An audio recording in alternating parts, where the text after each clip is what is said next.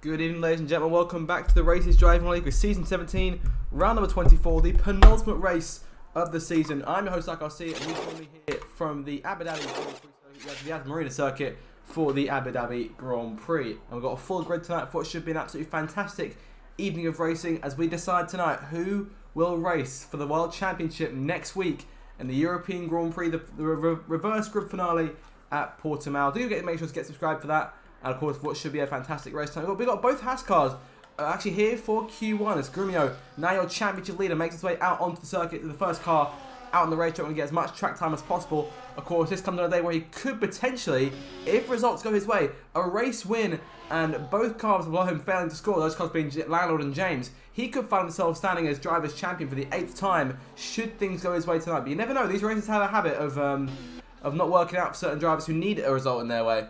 But Grumio has been fantastic in recent seasons. He's taken 2 of the last 3 wins here. So looking for yet another fantastic performance from Grumio. And potentially this could be one that locks up the championship. He comes today with a 4-point lead over his teammate. That'll be Landlord 4 points back in the other Haas and James 15 behind.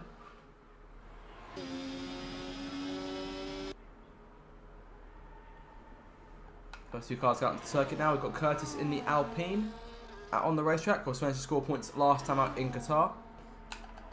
And Imri still hunting that first win of the season.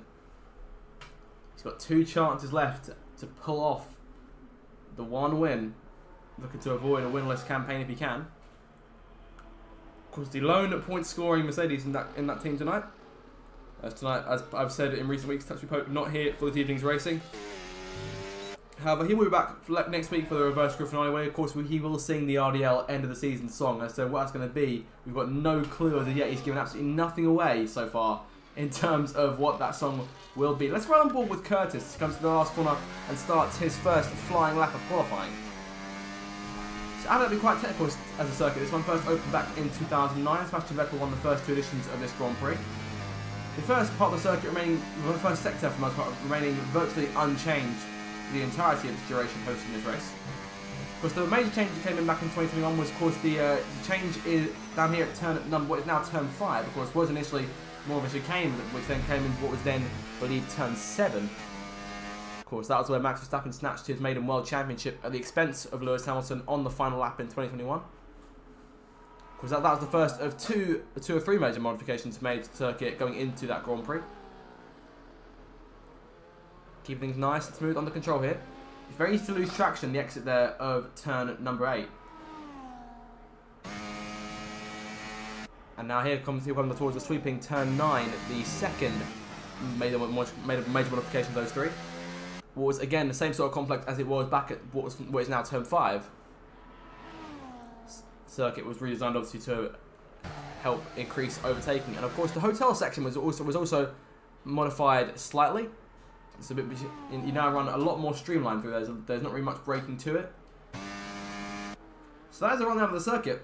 Grumio set the fastest lap of the session, 1 minute 22.6. Good start from the reigning champion and defending race winner here in Abu Dhabi. Curtis goes second, 1 minute 23.5 to his name.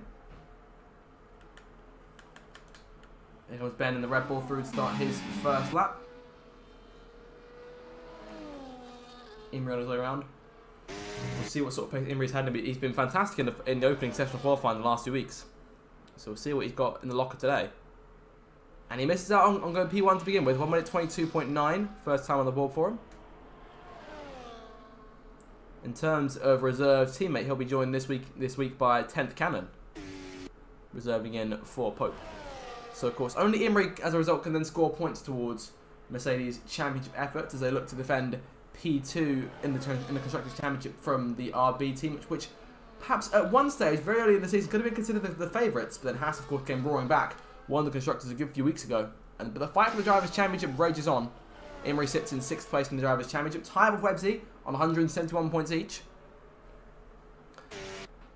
Now, of course, one crucial detail that we haven't mentioned is the steward's report after last week's race in Qatar. Grumio did take the flag, and that was at that point marked down as his 100th RDL victory, but following the steward's report, he was demoted. Him and Landlord both demoted to, if I check my notes here as he enters the pit lane, they're demoted to P4 and P5 respectively. The race win went to Che, of course, followed Grumio over the line after being passed on the final lap. But still, Grumio has maintained top 5 finishes in all of his last 4 races. So 5th in Mexico, 2 wins in Brazil and Vegas, and now 4th place last week in Qatar. And that puts him 4 points ahead in the championship. Of course, Landlord missed Vegas. He had an advantage, but of course, Grumio winning the Vegas when Landlord didn't score while not racing then meant that he lost that lead. James's last 4 results they've been up there. But it's the results in Brazil and Vegas in particular where he's dropped points in potential situations where you would have hoped not to. A win in Mexico, that was his last victory. That was win at number 5 for him on the season. 8th in Brazil, 7th in Vegas, and 2nd place last time out in the end in Qatar. Of course, was run with the leaders throughout the night. Wasn't able to finish the job, but of course DRS was a crucial component in the race for the victory last week. And there is Landlord out on the racetrack for the first time in Q1 in quite a while. This is the first qualifying lap we've seen set in quite some time in terms of kicking off the session. Checo's second fastest then, the driver now classed as last week's winner. He puts himself 700ths in front of Imri.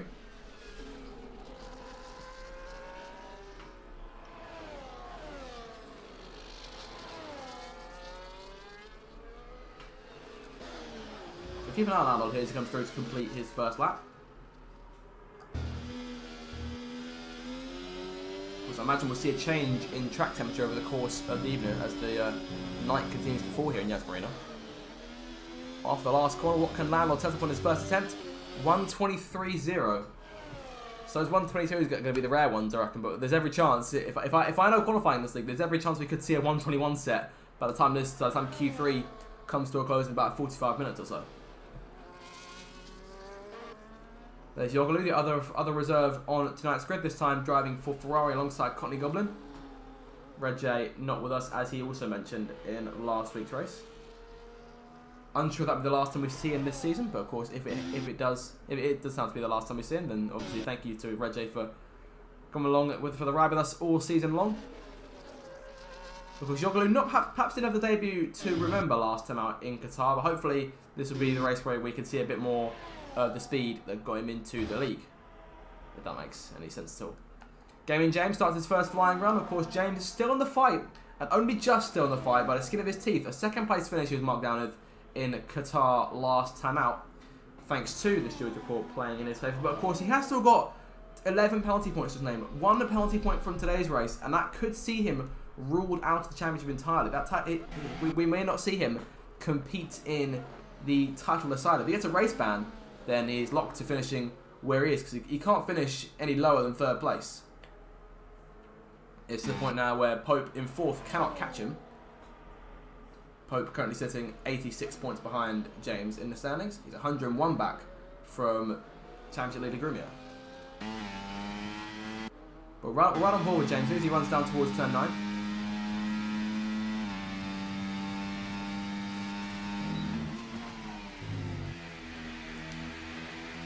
In terms of battery,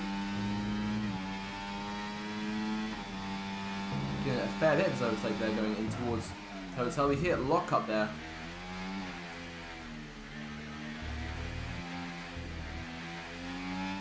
Trying to keep it off that tyre barrier on the outside.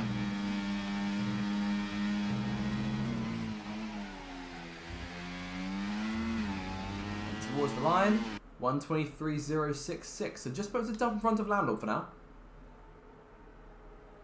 Two retirees from the session so far.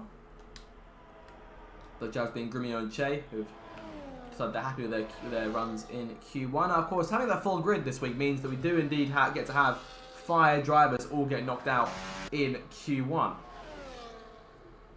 Because we'll get an idea of who that could be when we see everyone set lap times. Of course, with just the one Ferrari in the field tonight, one team rubbing their hands in particular will be Aston Martin. With Aston still holding on to 9th place in the constructors' standings by just 5 points over Ferrari. So of course, any points that Yogolu scores will not count towards the team's total for the season.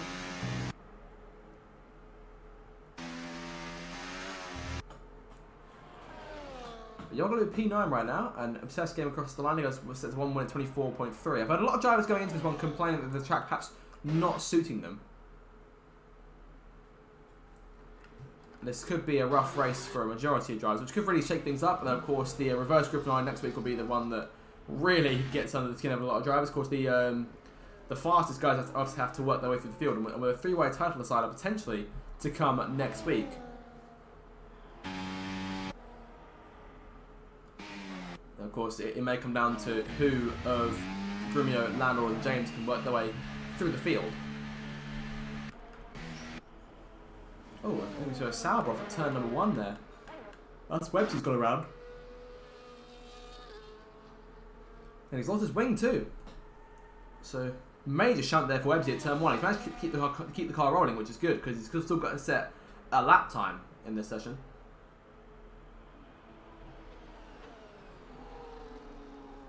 Of course, Sauber, don't believe they can still catch RB in the constructors' standings. I don't believe they can. They cannot.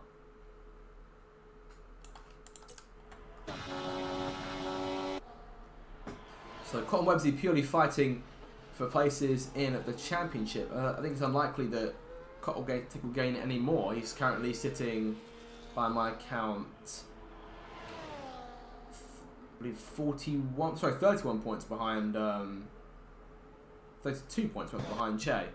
So it'd take at least a race win to mean that Cott has been able to attain all season long. Webbsy, of course, holds Sauber's only race victory this season. He's currently, as I said earlier, tied with Imrie on 171. It was a rough start to qualifying for Webbsy. He has to again repair that wing, come back out again, and see what sort of time he can put on the board. Only 16 drivers to set lap times. Ethan has retired from the session, so there's every chance he gets knocked out with Con Webbsy and 10th Cannon all get to set their times. Of course, all 3 drivers have made Q3 in their own right over the course of the season.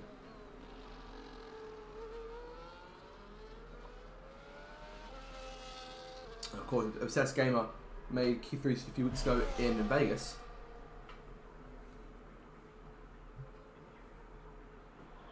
Of course, 10th Cannon's been fantastic in her first few appearances in the RDL.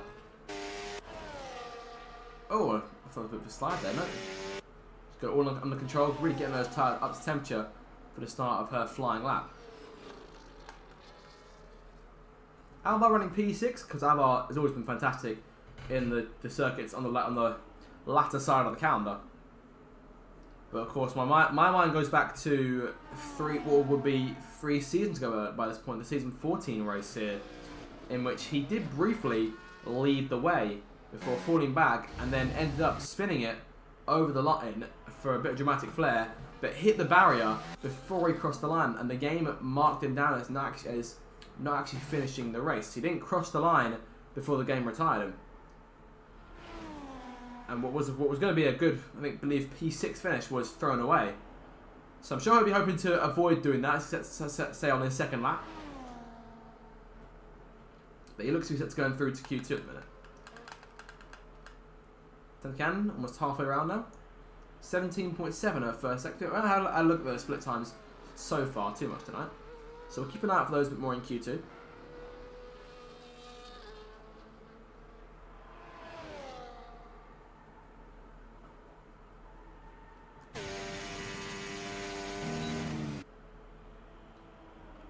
Courtney Goblin yet to leave the pit lane. Webbsy went back in to check fix his wing. I don't believe we've seen Cott out on the track yet. So I imagine 10th here may get herself into one of the places going through to Q2. You see the MSC Cruisers out there on the hotel section. Into the last 2 corners now. We'll see what 10th has got lined up. Oh, no. Here she's coming in. She hasn't got long to get back out there. She's got 3.5 minutes left to go.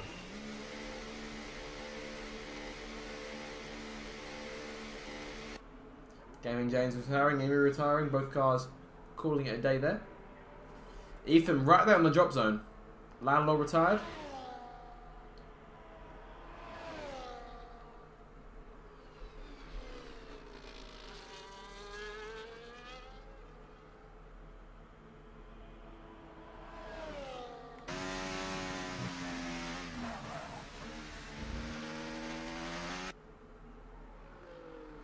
So this game is back on the racetrack. Cot coming out. PJ is retired. Not a lot going on the circuit as of right now, but we should see things get a bit more interesting now that everyone is emerging for their final laps this first session. We'll see what everyone's got.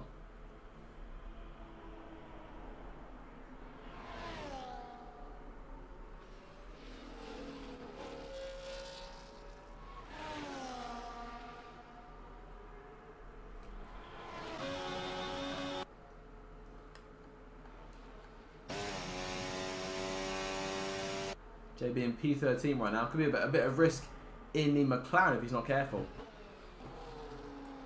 Websy and Cot most likely, I feel like they'll go faster. And that'll move JB down to P15. 10 if she gets back out there could go faster too.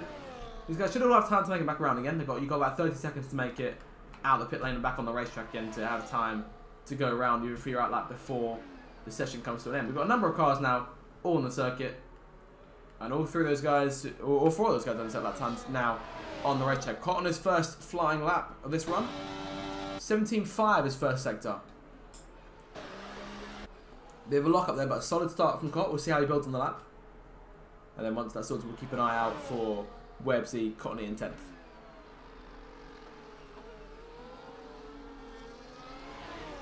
I believe Websy's coming through to start his final lap now.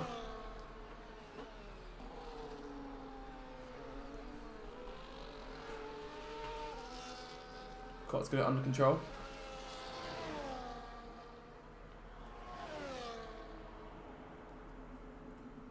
Towards the second split, 53.053. Just under a minute to go in this first session, and we'll see who'll make it through to Q2.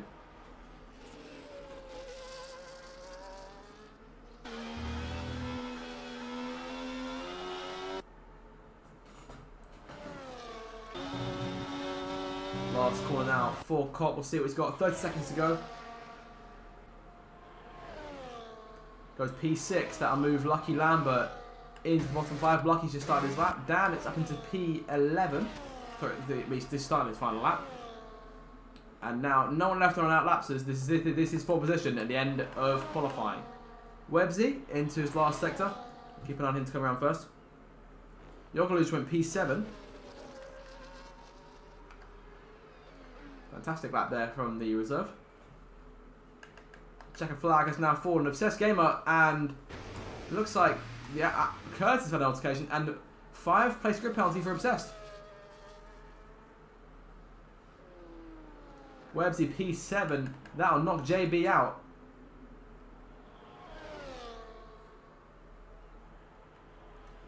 Got New Goblin and 10th Cannon, the last 2 cars to set lap times. 10's got to keep it within the white lines this time. Otherwise, she will be out of qualifying and starting dead last, or P19 if Obsessed has a penalty. Tyre from the session there. Alvaro his way around, out. Check flag is waiting. 10th into the final corner. Can Lucky get himself out of qualifying? One, no he can't. 10 over the lines of P12. Connie Goblin over the line. Connie P20. And that will do it. Dan squeezes through. Ethan, JB, Lucky, Obsessed, and Cottony all out in Q1. Grimio tops the session. Chase second and Emery third. That bodes well for the championship leader. But James and Lamwell 4th and 5th, so not too far behind either.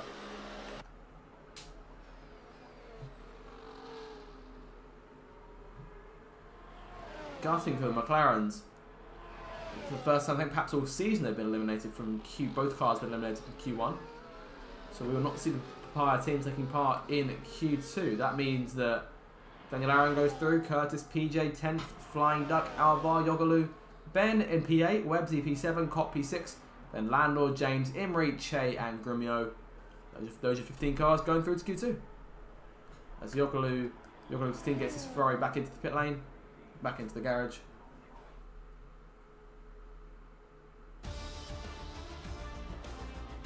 That's your positions then. Websy, the 5 position grip penalty. What? I mean, you can see what that's for. Collision with Ethan. Didn't catch that on stream, unfortunately, so apologies for that. Also a grid penalty for Obsessed for a collision with Curtis. So that is Q1. And that is your top 14. Ethan, JB, Lucky, Obsessed and Cotton, you all out. Work to do for Aston Martin, and especially for Ferrari, if they want any chance of closing down on the lead that the Green Machines have over them in Constructors.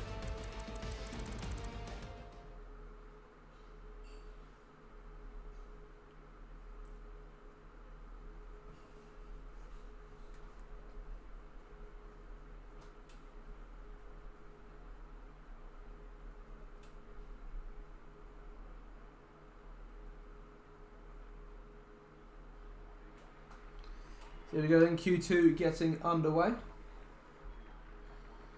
15 cars into the last Q2 session of the season, and we'll see who's got the speed to get through to the top 10 shootout of pole position in 15 minutes time.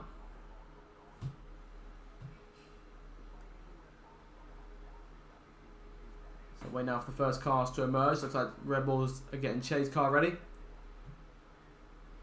Kind of making its way out, and Che emerges, and so does one of the Alpines. That's Curtis.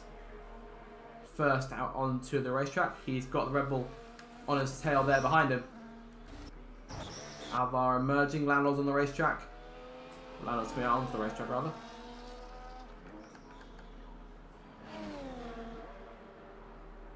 Yogalu on his way out.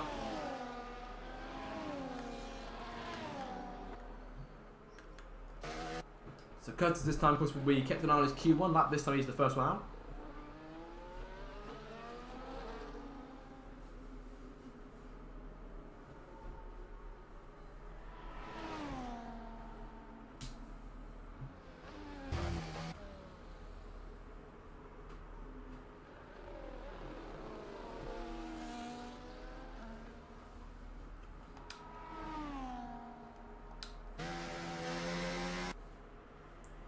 So of course the qualifying system this season obviously went over a bit of a revampment. Of course in the past we'd normally go for a short qualifying going into the race, but this season we've obviously made the decision to change into a full qualifying system for those of you who are just joining us for this race, and you join us at a fantastic point in the season. Of course going into next week's reverse grid finale. Overall, I'd say myself that I feel the system has been a success. It's given us some fantastic moments in qualifying that perhaps we wouldn't have seen in under a short qualifying format. Of course, it's also given us longer streams too. So positives on both sides there, and we'll see who's got what it takes to take the last pole position of the season. They'll qualify next week.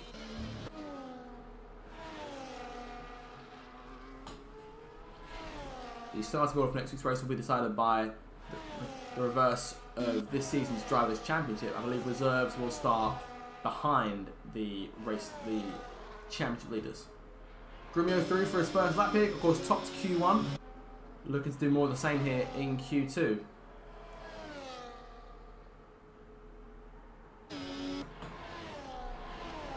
So keep an eye on him, let's run on board.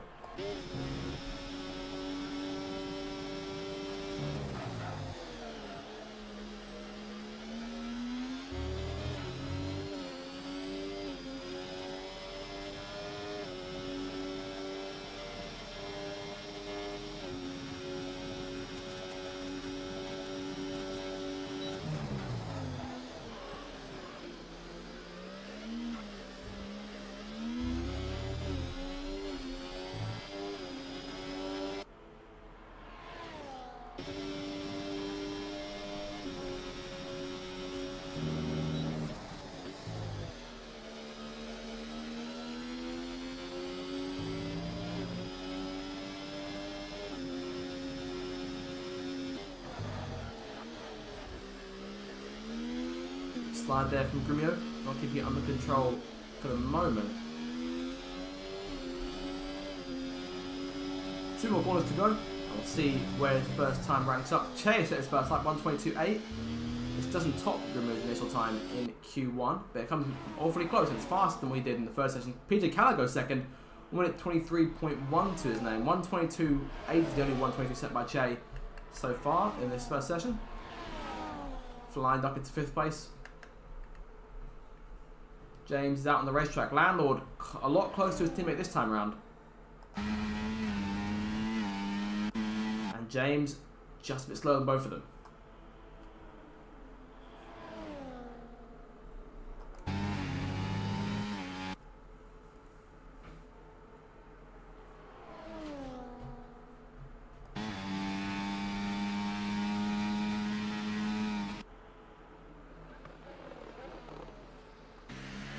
Loss of control there through turn 5 from what I saw. 9 cars set times in. We're still waiting on the remaining 6. So the 2 Mercedes, the 2 Saubers, 1 Aston Martin, and the other Alpine. Can Curtis top Alvar's time?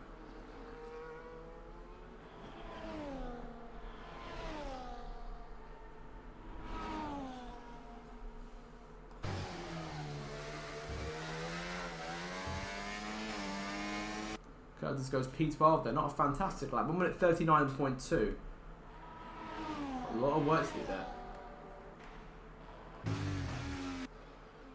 Well, we're here in Q2. One interesting thing I did want to mention during tonight's stream. I have on my right here a rather impressive graphic developed for me by Imri, which basically gives me the points comparison. Oh, got James around. And that's not a good sign. He has to recover that, but he's going to be careful because there's a Red Bull coming through. So plenty of time to get from the Sauber behind. That's going to be a scuffed pair of tyres. And no improvement on our second lap. Hopefully for his case, which it did lap. But I have here next to me the points comparison between the teammate combinations over the course of this season. Of course, we do take into account that obviously in some cases there's one driver has been there longer than the other, but we'll go through here some of the closer ones in terms of drivers who have been here all season long. The most balanced one is actually the Haas one. Grumio has scored 51% of the team's points. Lando has scored 49%. Of course, that combination combined to take over 600 points this season. They've got 620 names right now for these first 23 races. I believe 2 1-2 finishes would be enough to take them to 700 for the season. Total of 88 points up for grabs for the constructors.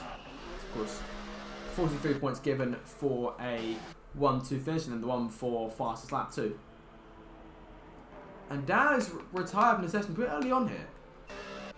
Because we've seen these retirements across the season. It's the aptly named ego retirements, but quite early on for Dan to be doing that.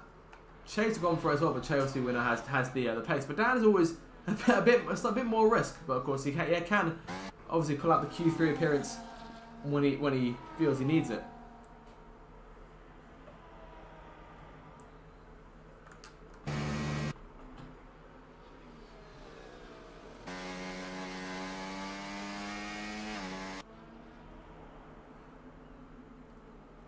Curtis is only currently on an actual lap at the minute.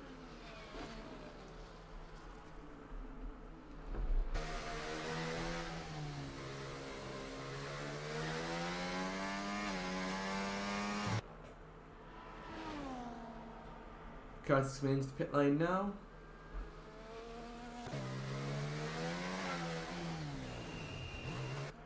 So 3 cars on the racetrack, sorry 4 cars out on the racetrack. One of them is just emerging. One of them says that would be Imri, who's just come out onto the racetrack.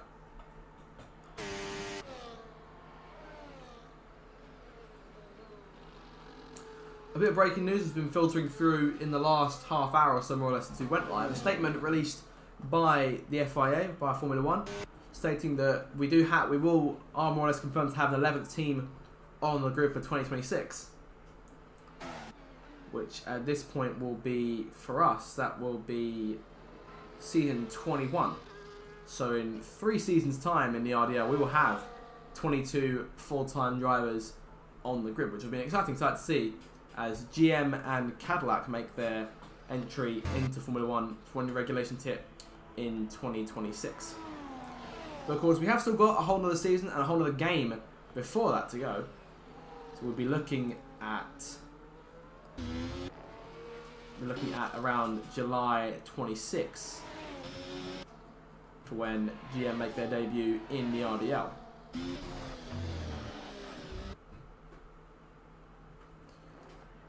Landlord coming through after his first lap, still only about a few hundredths of his teammate. I think that's 14 thousandths of a second between the pair of them. Let's see if Landlord can improve this time. Off the last corner and towards the line, slide down the rear end of the car. But Landlord goes P3, 123.1. Only 4 thousandths behind Dan. So has Dan pulled out some pace here?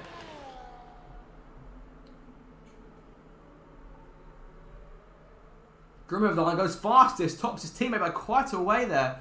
122.3 for the reigning champion.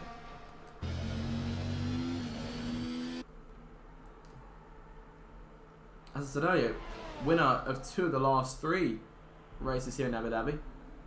Looking perhaps to go 3 and 4. Now would be a good time for him to do it, to try and build a lead going into Portimao next week. Of course, anything happened in the race. Last season's race here, sorry, not last season, season 15 to remember, was particularly chaotic.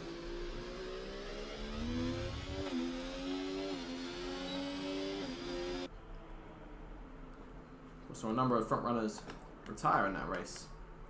I believe it was Landlord who walked away with the race win. Imri there, right on the cusp, as is Gaming James. We've got 4 minutes to go in the session. Cotton 10th yet set times. 10th is on our outlap, but caught in the pit lane. Imri up to P2 there, so that puts him out of danger almost immediately. 122.6.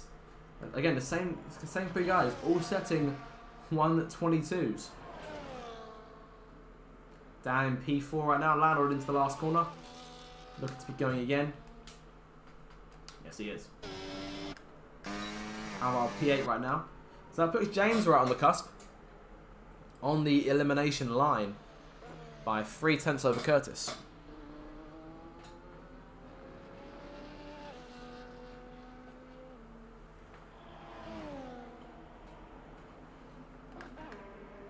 Grimir retiring there, so calling it in. He's more or less set for Q3 now. In restart there, I imagine we'll see him retire when he comes back to the pits.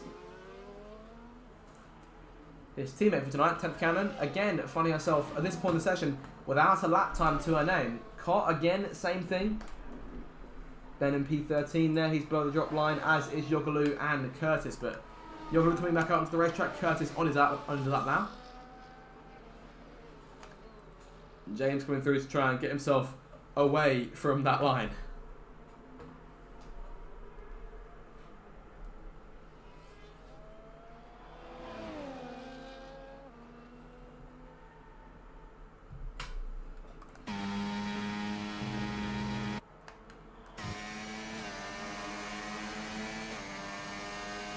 Yeah, as I said, Imri retired from the session.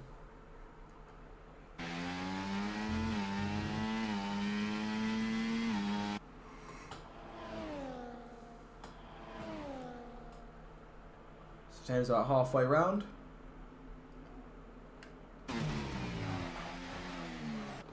Big lock up there, you really heard that going into turn 6. Now 7 and now in 8.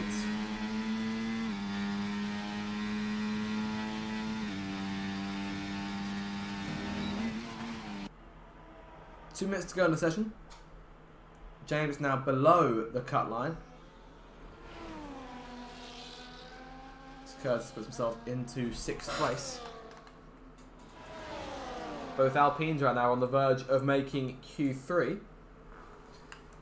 But good luck from James here. We'll put Alvar on the line and knock Flying Duck out for the moment. But Flying Duck on that lap going in just behind his teammate. James towards the line, 122.9. Puts him into P4. And by this point you want to be on your outlap. The one driver who won't see cross line again is Landlord. But no one at this point guaranteed to go out. Still lining up his first complete lap. Into the last 2 corners now. He's got to get this one right. This is most likely to be his last effort. Towards the line. P2 on the board. Move Cot all the way up. Pole set to the last 2 weeks. Of course, frustration from those two races. But could perhaps, potentially, could he go 3 weeks in a row on pole to the last 3 pole positions of the season? James in P5. This puts Websy on the cut line. Alvarez below it. Duck, Yogaloo, Ben, and 10th Cannon all out right now. 10th is a second down on a previous time, and she hasn't got a lot of battery. Have to go again. That could do it for 10th Cannon, who has normally been fantastic in qualifying. She looks to be out in Q2. Ben is on lap. He's 2 tenths up right now. 10th is confirmed to go out. Yogaloo into 6th place there. Fantastic lap there from the Ferrari reserve. And this is the pace we were hoping to see. Landau right now P8. He's on his out lap, but I don't think he's got enough time to get back round. And no, he doesn't. Checker flag has fallen. He is now at the mercy of Websy, Alvar, and Ben. If all 3 of them top his time, then he goes out.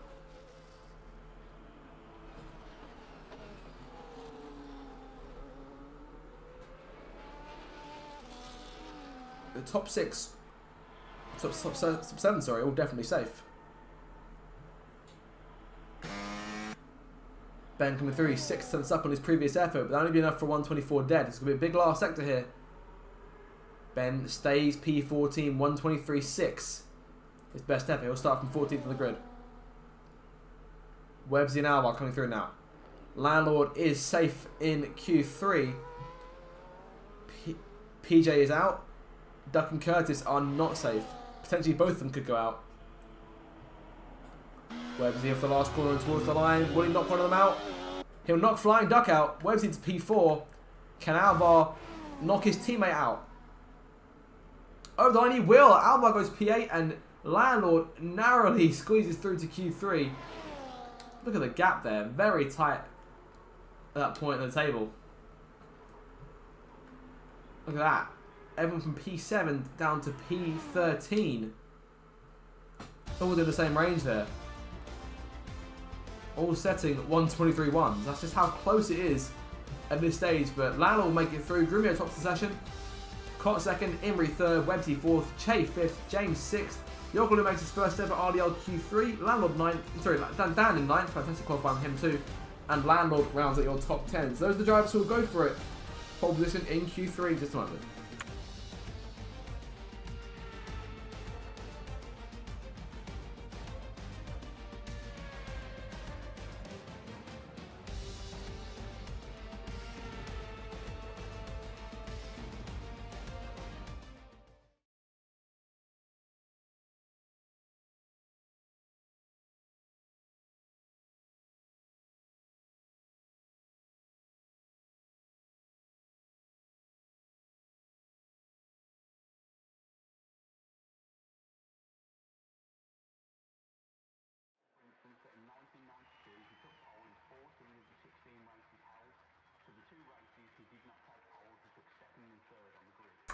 So here we go then, time for Q3, the last part of qualifying this season. No qualifying for next week's race. In terms of the teams who got their cars through to Q3, we have both Haas cars into Q3, both Saubers are in. And from there, it's just one from each team. One Mercedes, one RB, one Ferrari, one Alpine, one Red Bull, and one Aston Martin. So, a good number of teams got their cars in. The only teams that didn't make it were Williams and McLaren. Imrie looks to get right to it there. I thought for a second he was going to try and make a move on Alvar leaving the pits, but he's not going to do that. He'll keep it where he needs to right now. But Alvar lets him go and will let Dan go as well, but looks things too.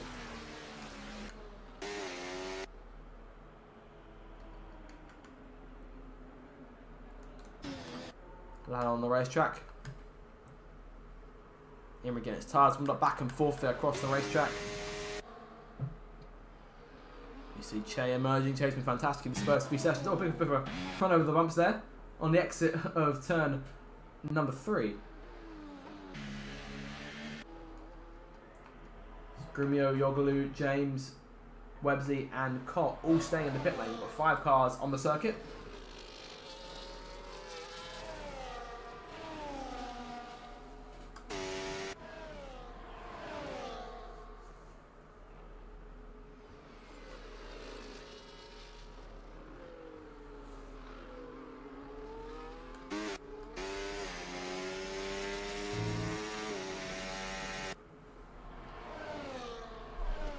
Imrie through then start the first lap of the last qualifying session of the season. Got Dan in behind him. Could there be a good slipstream in play for the Aston Martin potentially? The slide there, as I say that could be commentator's curse creeping in. You see 2 more cars coming back on the racetrack. 3 more cars coming back on the racetrack. James, Grumio and Websey all emerging together. I mean, no toe for Dan off of Imrie.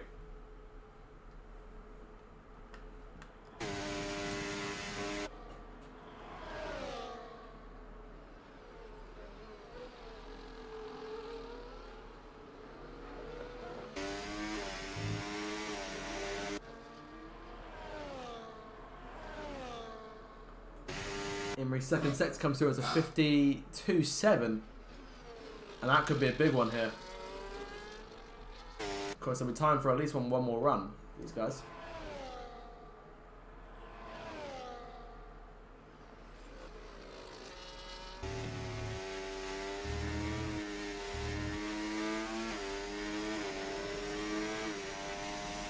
So 2 corners to go.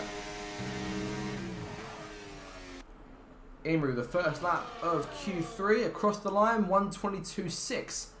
His first lap. Dan at 1:24.2. Alvar goes P2, 1:24.052. Landlord across the line, 1:22.8.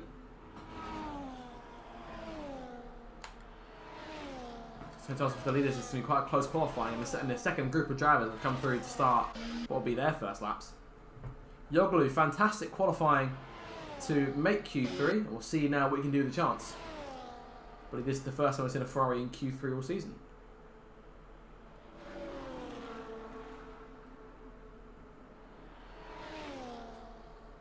This will also be the last time we see a Ferrari in Q3 all season.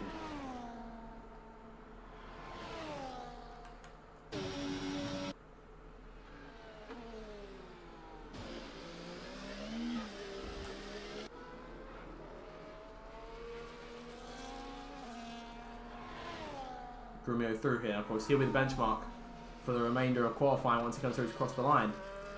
52.5. I think that was 2 tenths faster than Imrie's effort. Where is James? James 52.6, so he's almost in between there.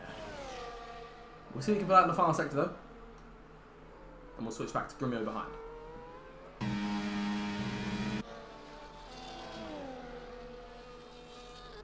Across the line, be a 1:22.6, the fastest time on the board for James. Grumio immediately told by half a second. What? Where has that come from? Grumio goes fastest there, 1:22.17. Is it about half? It's about almost half a second. We're a quarter of a tenth from half a second. But we'll call that half a second. That's a fantastic lap.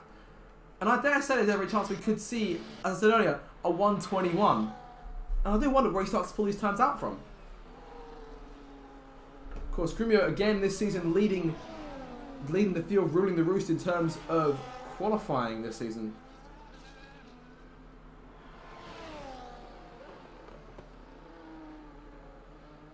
A brief check of my notes as we sit here. 11 pole positions for Grumio. A 12th here would put his record for this season on exactly 50%. He's taken half the poles this season himself alone. Cott in second, James third, Imrie fourth, Landau fifth, Websey sixth, Chase seventh, Yoglu eighth, Alvar ninth, and Dan in 10th. Of course, as we look further towards the race, for those of you who are neutrals watching along at home, your ideal scenario in terms of having a three-way title decided next week would be James taking the win, regardless of where Grumio and Landau finish, because that will slice the lead exactly in half. And to have perhaps 3 drivers all within 7 or 8 points, at that point know that a win would more or less guarantee the championship.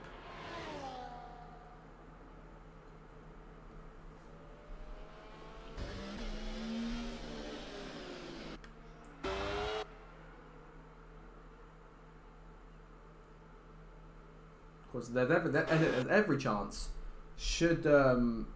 there's every chance we could see a tie in terms of the championship, in which case The first countback will be to race wins, of which Grumio has 8 to James's 5. And James going to take a maximum of 7 race wins from these next 2 races. Which means that one of those race victories would obviously decide where the World Championship goes.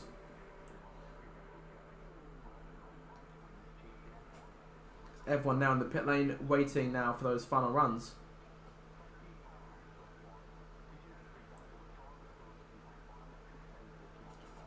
This really could be anyone's race. We've seen this race be quite chaotic in the past.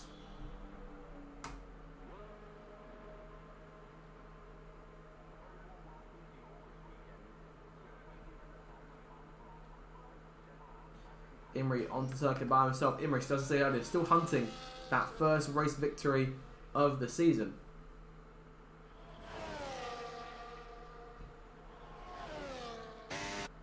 But qualifying, he's had his fair share of poles this season too, as has James.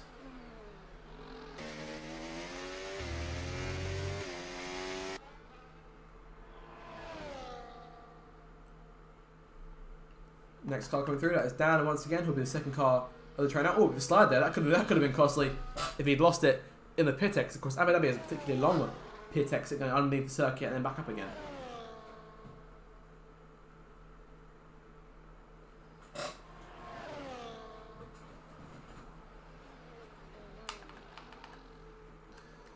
Now, of course, we've briefly discussed the situation for the championship going to the last race, but in terms of the championship not going to the final race, a Grumio win with both James and Landlord failing to score, to my mind, would put Grumio down, obviously, as the season 17 champion. Obviously, barring that the Stewards Report doesn't then demote him places, as we saw last week. Looking to perhaps take a 100th win and with it an 8th Drivers' Championship in the same race.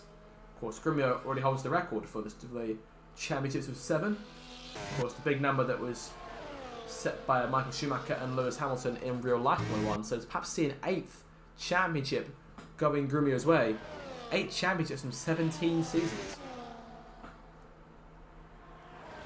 A win in this season's championship and a win in next season's championship, season 18, which also been F1 24, will mean that Grumio would have taken, at that point, half of the championships, half the season's run here in the Racers Driving League.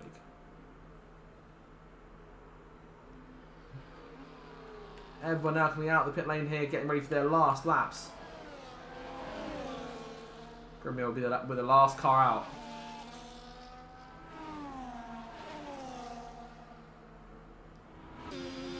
Let's see what these guys have in the tank. This is their last qualifying laps. They'll set all season. And who will walk away having earned the right to lead the pack to turn 1. It's a full 20 car grid behind them. Can Grumio nab the 12th pole of his season? Can Cott go three in a row? Or can James, Imrie or Landlord snatch it? Imrie comes towards the line. 1:22.3. I think that'll be it for him.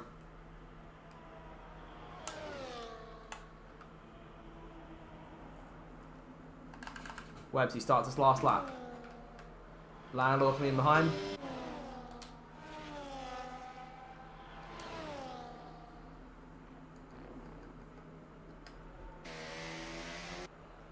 So we'll be jumping around a fair bit in this last lap as we're into the last minute of qualifying. Caught across the line. Dan goes up to P5, which will most likely be his last lap. 1:22.6. Can we see improvements across the board? Che wasn't particularly fast in his first lap. He's got some work to do here.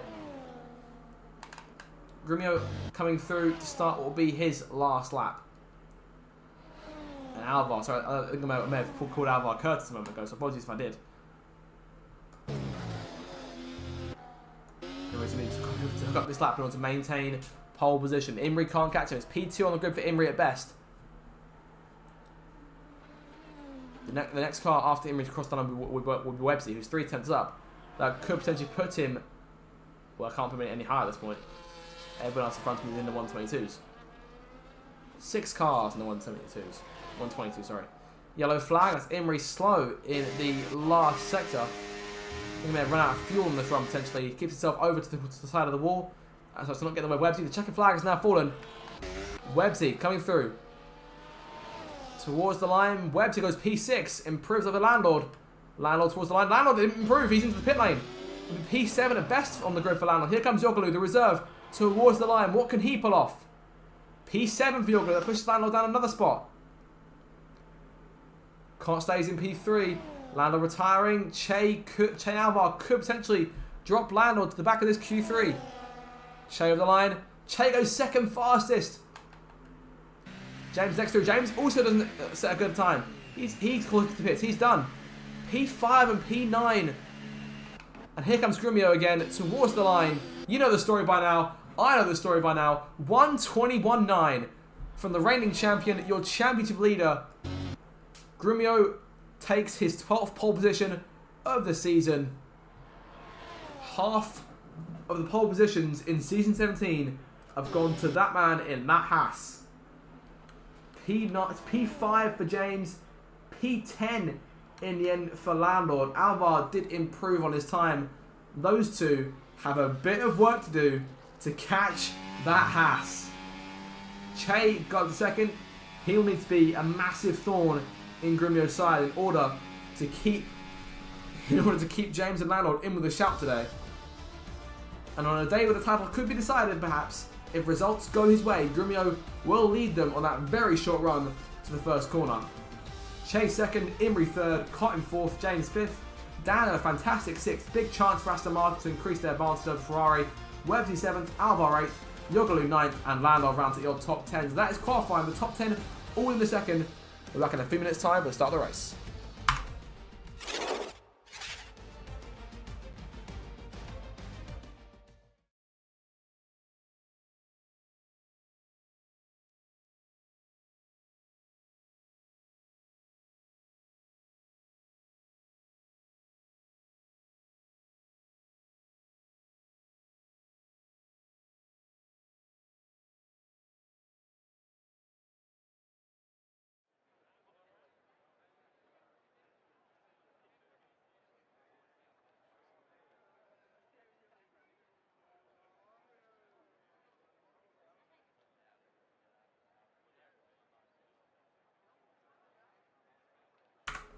So here we go then, for the penultimate time in Season 17, it's time to go racing. It's the Abu Dhabi Grand Prix.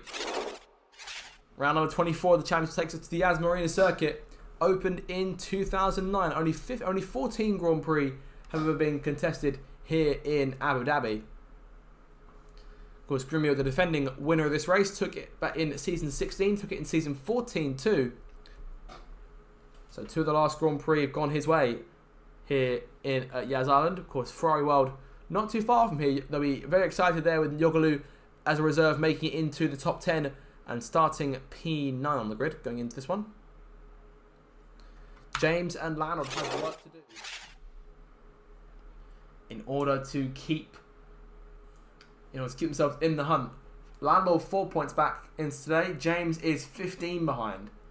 The ideal scenario for those of you who weren't here earlier, when I mentioned it, for the neutrals who are watching along, the ideal scenario for you guys would be James taking the win, and that will bring them all within more or less one race victory, which will mean it's all to play for between all three cars going into the final race next week in Portimao.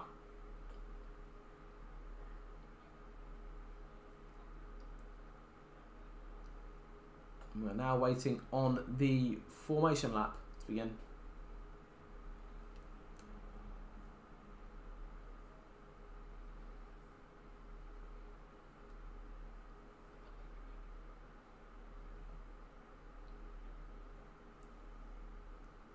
Moments away now from seeing the entire grid. Full 20 car grid on the grid here for tonight's race. That's full 20 car grid on the grid, doesn't make sense. Just the two reserves, 10th candidate reserving for Mercedes and Yoglu reserving for Ferrari. Of course, those two cars will not score points towards the table, or they will not score. So let's keep an eye out in terms of who will take what points if they take place in the top 10 in the order. So let's have a look at the starting grid then going into the penultimate race of this season. Have a look at your starting tyres too. All mediums and hards for everyone. 5 cars, all starting on hards, to run through those in the lineup. Obsessed Gamer starts back on the grid after a collision with Curtis towards the end of Q1. We'll start from dead last. Courtney lines up P19. A lot of work to do in order to try and close The gap to Aston Martin and the Constructors going into next week's finale. It's a rare Q1 elimination for both McLarens here. Lucky and JB, both out in Q1. They'll start 18th and 17th together on row 9. Ethan, they got narrowly knocked out after an early retirement in Q1. They'll start from 16th place. Those 4 cars I mentioned, all on the hard tyres. 10th Cannon lines up P15.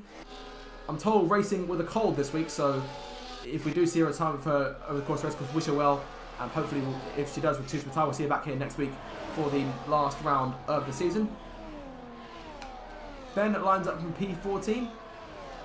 There's PJ Khaled and Websy in front in P13 and P12. Flying Duck starts from P11, now knocked out in Q2 by Alvar in the end. Curtis lines up P10. Of course, had that collision with Obsessed, didn't get a penalty for it. Unsure, we didn't actually see the collision. There, Lando lines up P9. A lot of work to do him today in order to try and catch his teammate and try and keep that 4-point gap from getting any bigger. Yogaloo lines up P8. Could be looking at a points top 10 finish. Of course, won't score the points ball, claim a top 10 at his second race as reserve. Alvar lines up P7, always does fantastically in the closing races of the season. We'll have to make sure not to do what he did back in season 14 and lose it all on the line as he did. Daniel Arrow lines up P6, big chance for Aston Martin to increase the lead over Ferrari. Damien James lines up P5, 15 points out going into this race, has some work to do in order to ensure he's in with a good shout going into the final round. Cott lines up P4, Imri P3, Che in P2, and there is your championship leader, defending race winner and reigning champion. Grumio will take them all into position. And that race to the first corner could be absolutely crucial. We've seen in the past, in real life Formula 1, how important the race start is here, regardless of what round it's being held as. Che aiming towards the right side of the racetrack there as Obsessed takes the last spot on the grid. So here we go now. Time for the lights for the penultimate race of the season here in Abu Dhabi. It's time to bring the action. Lights out, foot to the floor. We are underway. Here they go back down towards turn 1. Good start from Che. Jumps into the early lead over Grumio as they enter that first corner. Imri to the outside, looking to try and make a move around. He's got Cott threatening him. James in P5. Dan maintaining P6. Joggling to P7 of the start. Lando got a car going wide in the back there. I think that's one of the Williams cars. It's Ethan who gets himself back on the circuit. Nice and smooth there. No dramas necessary there. Grumio down the inside into turn 5, looking for the race lead. Back off of Che. Down the back stretch now. Now down towards turn number 6. Che the better exit. He'll jump in front of the Haas as they run down towards that left-hander. Will Imri close as well, so pull back to the inside of the reigning champion. Che defends to the inside. Grumio gets underneath him, going into the braking zone. Grumio down the inside, close to contact between the two. These two fantastic rivals over the last few seasons. Che slides a bit, but keeps the lead going out of turn number 7. For the back here, Lando challenging Yogaloo as they run towards turn 9. The left-hander moved Lando to another spot. He's into P7 now, off the line. Dan maintains P6, Cott still P5, James 4th, Imri 3rd. Imri looks to the outside of Grumio here, might try and go for it. Into the braking zone, down the inside, into the hotel section. Won't quite go for it, won't be able to get a chance of going for it. Grumio will maintain P2 for the moment. And Dan making the move on Cott here. For position, around goes Cott! Contact! And Lando off, got a bit of piece of that as well. Got a car down low on the circuit. Not sure who that is. Virtual safety car has been deployed. Big chaos here. And for the 3rd week in a row, Cott's first lap has not gone to plan. Yogaloo takes full advantage. He's into P5 here, but pulls it into the pit lane. And Landlord, I think, yes he did. Landlord also got a piece of that. That could be big. Grumio's closest challenger in the championship now on the pit lane here for a change. No wing change. He's onto a set of hard tyres. Well, he did pick up end plate damage, but how much will that impact him? Both sours coming in. Websy being held for a 10-second penalty there for ignoring the yellow flag. Not sure where he actually got it. And the Cott having to wait behind them. Bad start for Sauber to this race after such a fantastic performance in qualifying, getting both cars into Q3. And now Cott's got to change that wing too. And green flag comes back out. DRS is enabled for the first time to get back underway. And Grumio wasting no time here, closing the gap on Che, but Imri getting close too. Top 3, all running nose to tail here as they enter turn number 9. James in P4. And of course, with one of the contenders out of the picture for the moment, Lando down in P17. Those guys will even need a safety car to bring himself back in the race. But we'll see what sort of charge he makes over the course of this Grand Prix. Still a long way to go, plenty of time to make up that ground, but it's going to be quite difficult given how good these three cars have been the last few weeks. In particular, Che, Grumio and Imrie. Of course, James has been fantastic in his own right, and Dan doing a great job here, keeping pace with those guys. It really appears he's got Abu Dhabi figured out to a point where really no one else has. And there he goes, fastest lap. Dan is cooking in the opening stage of this race. Top 5 all together through turn 1. Curtis leads the next pack. He's got flying up behind him for company. Ben, 10th Cannon, and PJ make up the top 10. 10th really making up a fantastic start. I look at your biggest gainers from this opening portion of the race. 3 cars will make up 6 places. Ben's made up 6, 10th made up 6, and Obsessed Gamer's made up 6 too. JB and Lucky both made up 5. Caught down 16 places. Landlord down 8, and Alvar down 11. Not fantastic starts for those guys, but as I said, time is on their side. Plenty of it still to come. Gonna be on the inside here, not wasting any time, looking to make the change for the lead. He'll hang back here, perhaps try and get DRS, double backing to try and make a move. Imrie's on his outside now, and we got a Sauber around, and that is close. I think almost got himself wedged on a curb there. Grumio on the outside of Che. He'll defend the inside quite nicely indeed, but can Grumio try and switch back? Won't try and do it. The hash stays in line with him, but Imrie is right on his tail. Let's have a look at the ERS. Imrie can't get too close. When you're stuck behind another car like that, you can't get too close just because of the time lost while braking. Of course, you don't want to risk being too close, running into the back of them if they brake a bit earlier than you and losing a portion of your wing. And now we're seeing normal service resumed in terms of the fastest lap point. As of right now, just the one reserve in the top 10. That is 10th Cannon, which means that Ethan's scoring points as it stands. He'll score the 1. Keep an eye on Lando. Yogaloo in the pit lane here. What was a fantastic start looks to have gone wrong for him.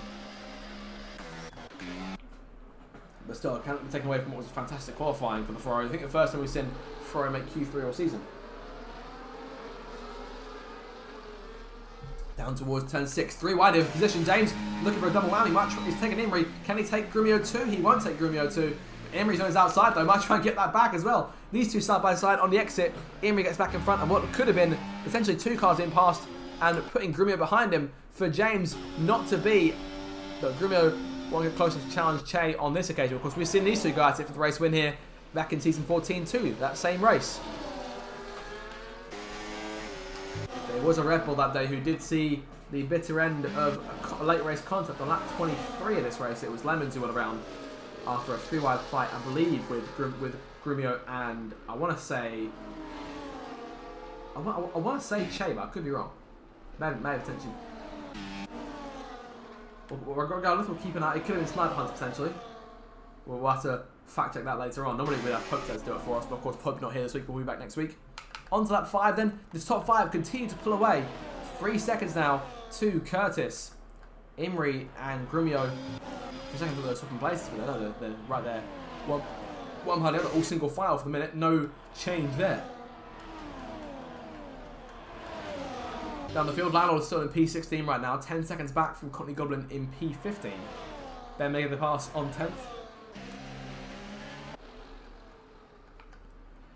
In terms of this train here, does Imrie go for a move? Is he close enough? Won't go for it. Is Imrie considering a dive? Grumio not considering a dive either. Everyone's staying where they are. And Dan doing a great job right now. This is 10 points for Aston Martin. If he can hold on where he is, that put him 15 clear of Ferrari and more or less out of the question in terms of constructors. But obviously, the big thing for the reverse group finale is the fact that we will potentially see if James goes to the inside of Grumio there. So Imrie, sorry, looking for P3. He'll take P3 from the Mercedes. Imrie might try to go the outside. What I'm saying here is that obviously the fact that the lower driver in the championship was starting up front, there's a big chance if he can maintain position to try and score big points, and that could see major changes to the fate of certain teams in the constructors. And Cott retiring, he's called it a day in the pit lane. Frustrating end. Of course, last week he ran around and managed to get classified and retired on the final lap. Not to be this time around. So unfortunately, he caught out this early on. Shane leads him around to begin lap 6.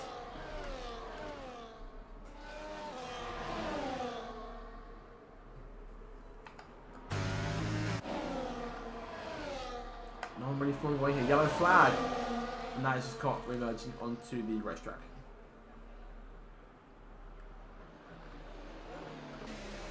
So James now in P3, but I'm sure he likes to take a place off Grumio here. Of course, if James was to win the race and Grumio finished in third, that'd be a big 10-point swing. And obviously Lando, but at this point, with him the one in third place going into the final round. Grumio looking around here, trying to find a way around Che. Yogolu fastest lap, so Ferrari's clearly still got pace in it. Scott pulls his car over, the race over for him. And Grumio can't seem to find a way around Che at this point. So they're biding his time, waiting for his chance. Looking around, he saw him go to the outside there. Perhaps not the time just yet. Oh, Curtis around. Sorry, that's Flying Duck, who's around the exit of the corner. That could be very, very dangerous, but he managed to get out of the way in time. And it's a miracle that everyone managed to avoid him there. That was close. Courtney Goblin, 3 seconds for multiple warnings. They've had 3 of those penalties given out so far tonight. Sorry, that's the first one. JB and Ethan both having 10 seconds in there. That may have been for contact, for any collisions made during that incident report at the VSC at the end of the first lap. And they're still there, looking for some sort of opportunity. It's quite similar this to the situation last week in Qatar.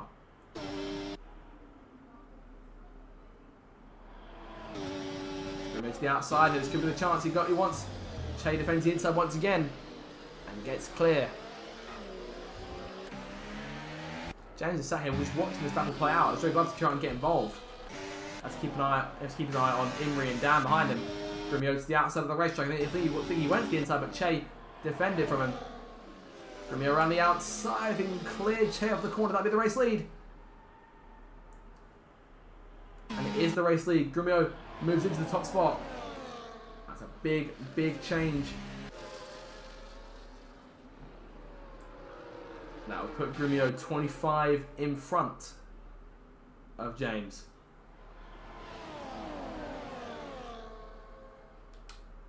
In terms of the fastest lap, it belongs to Yogolu as of right now. So no bonus point for anyone. And Lionel's made a change onto another set of medium tyres here. He's made a change.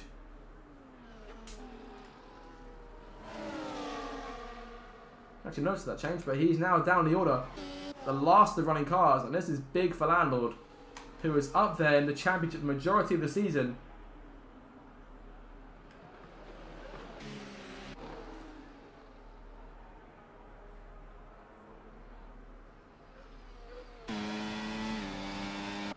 Shadow's trying to get the lead back. Down the inside. And will get clear before he even reaches the corner. Yes, he will. Change the lead once again. James is right there behind Grumio. 10th and P6 right now. She now leads that train after Curtis and Duck had coming together. And they look for the lead back. James got quite a run here going to the inside of Grumio.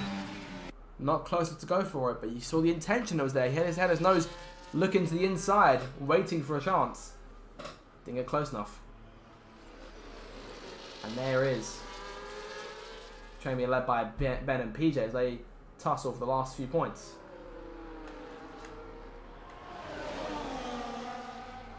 I said earlier, with 10th in the top 10, that means that both these two will score at this stage.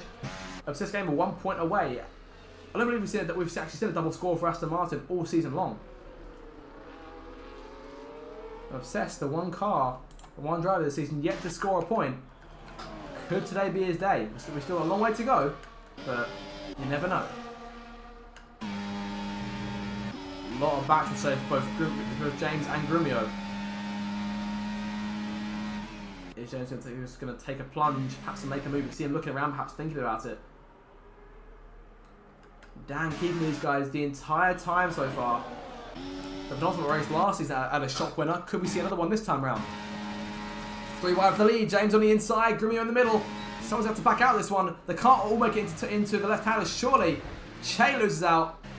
James in second. Oh, Grumio slides. That could be a big chance for James to try and get him back. Yellow flag on the corner exit as Curtis has gone around. James to the outside, pulls up the pocket, rumbles to the outside of the racetrack and clears Grumio on the way through. James now takes the lead.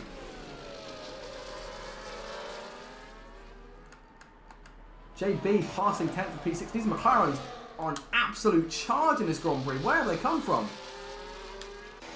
They came from Q1 elimination to double point scores as it stands. Because JB with the penalty, so not helping his case, but he will finish in the top 10 regardless as it stands.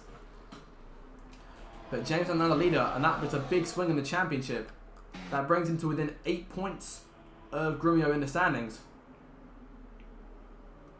And both of them gaining 25 and 18 on Landlord respectively. And I believe that would be enough to knock Landlord out of the championship picture. Actually, no, scrap that. I think a win for Grumio at this stage is enough to put Landlord out of the picture. So he needs to win to eliminate his teammate from contention. And it would just be these two cars to settle it. So Landlord needs something to get himself back in this race. He'd need a safety car or some sort of intervention. Lead change, they can move back around the outside, but James looking to outbrake his opponent on the inside. Che tapping the back of that RB, wanting the lead back from both of them. James up DRS. Grumio using his overtaker, trying to pull away, and Che looks to the outside. James threads the needle, trying to go around both of them here. To the outside again, and will clear Grumio on the way through. He's going to clear him, close to contact. And I thought Grumio was going to spin out for a second there, but the two championship protagonists side by side up the corner for the race lead. James Sims front for the minute. Grumio, I thought he was going to dive to the inside there. These guys getting remarkably opportunistic now, looking for opportunities. Top 5, all close together here. 7 seconds back to Lucky Lambert now as P6. Lucky is on the move here. He's done fantastic for this Grand Prix so far. On to lap 11. Imri and Dan have sat here P4 and P5 just chilling behind these guys. Hoping for a penalty of some kind. That can really shake things up. Of course, penalty is the one thing that James and Grumio do not want. Grumio, because obviously that will put him down the order here and disallow him from opening his championship lead. And James, because a penalty point would lead to him not being able to compete in the final race. Closing in, not using his ERS, kicking it all charged up. Hatch for a runner overtake, going down into the left hander. But there goes Chase inside considering it. I think forced Grumio's hand, made him make the move. Who's going to get DRS? And James got it narrowly, that was close. I think, did he hang back a bit there? Grumio's got his battery though. So he's side by side. Will Che make a move to the middle perhaps? Won't go for it. No contact. These two keeping it nice and clean. James sliding a bit, and that allows Grumio to reclaim the top spot. JB passing Lucky here. These 4 cars all nose to tail right now behind the 5 leaders. All of them, no penalties so far. Nothing to their names. I think Grumio now needs to try and get out of town. Be in his best interest to try and get away. But James is in the pit lane here. First car off those medium tyres. If you look at a one-stop this race, a test game with 3-second penalty for multiple warnings. Good stop here from the RB team. Hard tyres going on. None of those guys trying the ultimate strategy today. So it means that everyone wanted to be on the same sort of tyre, same sort of grip in that lead pack. But James only came in. Is he trying to undercut his opponents? Che P2 now, but Imri seizing a chance to go to the inside. Grumio now second in front of these guys. This has worked out quite nicely for him.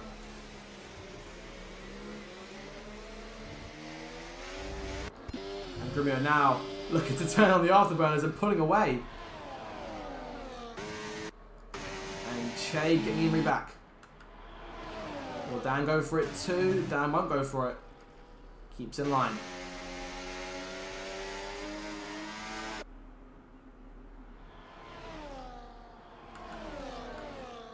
Cannon and Lucky Lambert fighting for P7 on the circuit, while JB and Ethan pull away. Those two both for 10 seconds. They know they're fighting for what is right now P5. Most of it will be P6 later on when these top 4 will come in. 4 different cars and 4 different teams. Grumio is the first one in, and all of them making their way through now. Did James's plan pay off? He sat there behind Cockney Goblin. That could hold him up potentially. Perhaps not where he wants to be. Stuck behind that Ferrari. He's going to pull to the inside of the racetrack here, looking for P10. He'll take P10, but could that cost him potentially?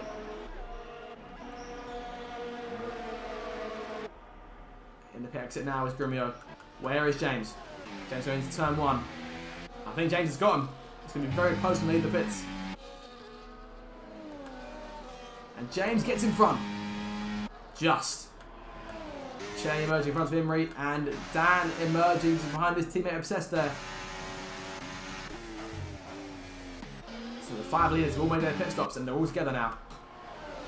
In terms of tyre strategy. James in a net P1, he's done what he needs to do for this portion of the race. And now he's got to make sure he's maintained that lead till lap 29. But Grumio gets very close to contact there. I think he may have tapped the RB a little bit. Couldn't see it through the smoke. Remarkably close. We'll see. Keep an eye on these two, who are now left all to themselves.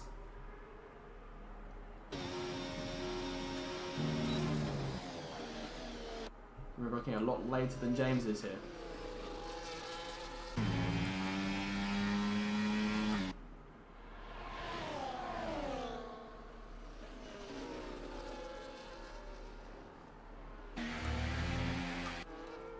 It was last season in the Dutch Grand Prix the first time we saw James and Grumio go toe-to-toe for a leading position. Grumio won out that day after a James mistake on the final lap. Che gets around Courtney Goblin. Imri looks to try and get in front too, as well as Dan. Dan down the inside of Courtney. Those guys now all away. Che 2.5 back from the now 2 leaders. So looking at us try and close in on those guys before they fall away. JB now leads the way. Ethan second, Lucky in third. But these guys all have to make their pit stops. Going a bit longer into the race before we see a stop, perhaps onto most likely on set medium tyres, because the softs are very easily destroyed in this game.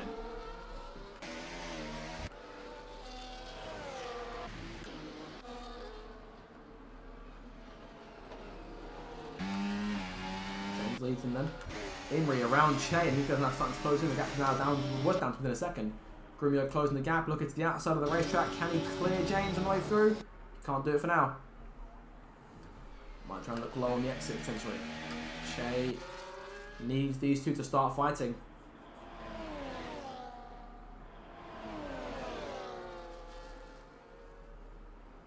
Just one retiree from this Grand Prix so far. That is Cart, who of course retired earlier on.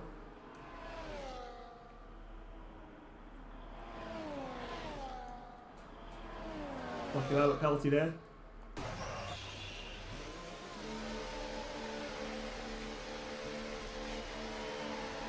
Che the fastest laps. That point when I go to him. That's a point that neither Grumio nor James can claim at this stage. If he has it.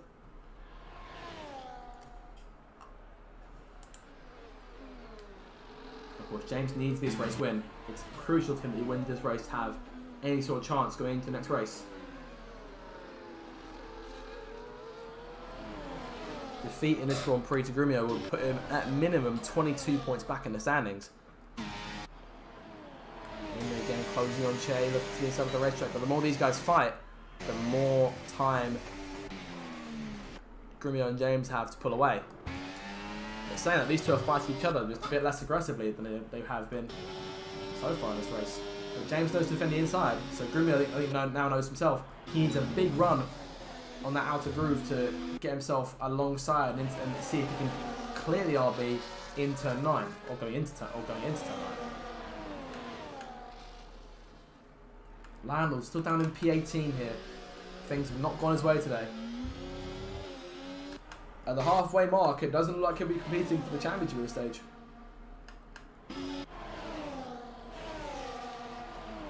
I mean, as it stands, if Grumio finishes second in this race, then he'll have a chance. Grumio fast as light, that's a point going to him.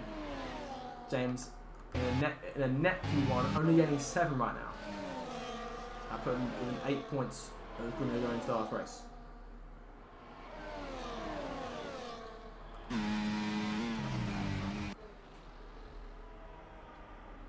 Flying up with a penalty. Jamie and Ethan still fighting for position. No, the 2 leaders closing on them. Grumio around the outside, taking the lead away by quite a way here from James. championship now swings back in his favour. And Che, Imri and Dan were hoping that Ethan and JB will hold him up a little bit. Give him a little bit of trouble going through towards turn 9. Will they back off and allow the leaders through? Ethan is. Slide from JB there. James on the inside of the Williams. JB racing Grimio here on the run towards the corner. Grimio won't get the preferred line, and James now stuck behind JB. That could be big.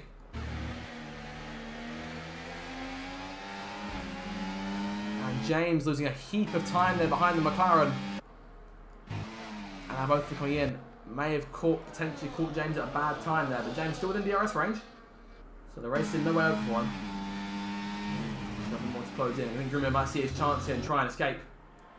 And he is escaping. He's closing in on that 1 second gap. Imri 3 seconds back from these guys. These three behind are not closing in. James is closing on Grimio though, so we'll maintain DRS and this part will continue on. We are looking most likely at a one-on-one here to decide how much of a chance these guys will have going into the last race next week. James closing that gap.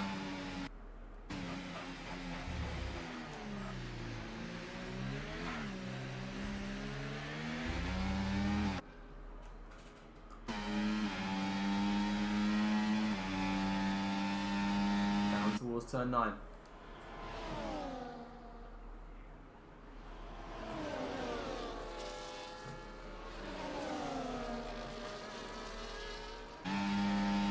The outside. Will you go for into the braking zone? He's there alongside. Will you try and switch back on Grimio potentially? Looking around, trying to find an opening. Not too many overtaking chances here in the third sector. Grimio's been here before. He's had Che on his tail in this same way a few seasons ago. Slide there from James. Keeps it under control. But can't make a mistake like that, especially when he's got the most worn tyres of anyone in that top 5, who are closing back in now. Get back down to 2 seconds again.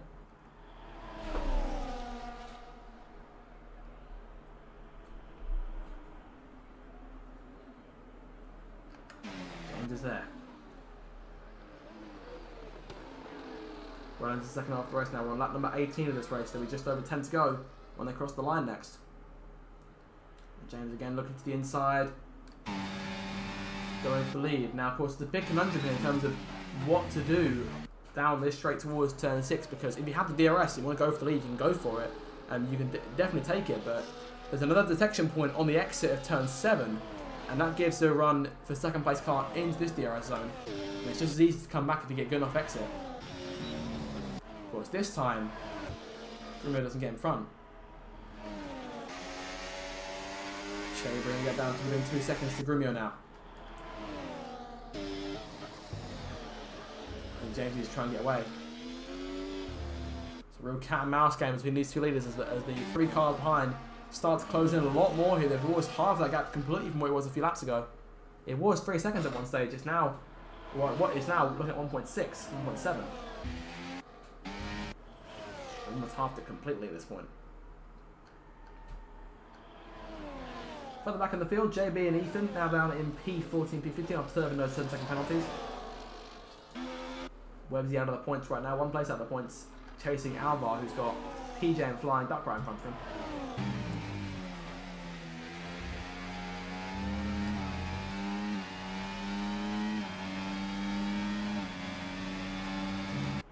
Got the government with a 3-second penalty, and things looking quite bleak for Ferrari Constructors Championship hopes.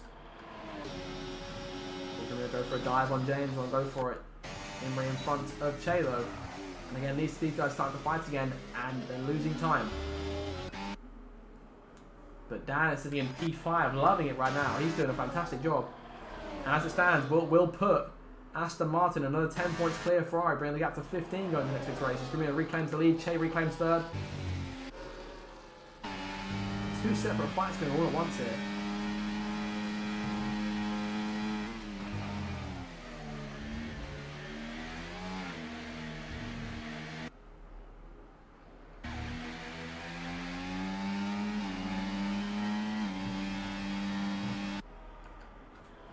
Landlord, his best hope is that these two end up taking each other out of the race. So into the final 10 laps of this thing. Grumio leads.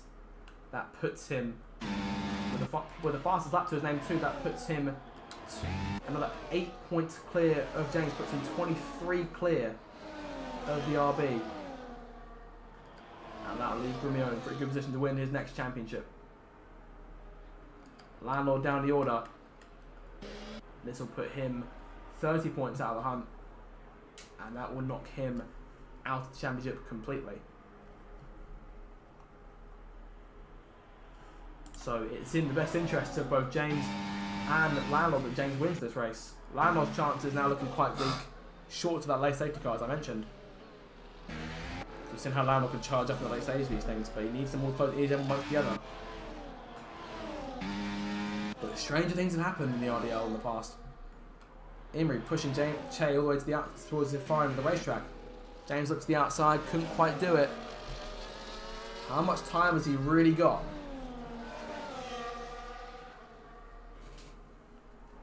Of course, these two had a fair number of sort of wheel-to-wheel battles over the course of the season. Grumio's won the majority of them. This will be the one that James wants to win above all others. Racing for the RDL Championship.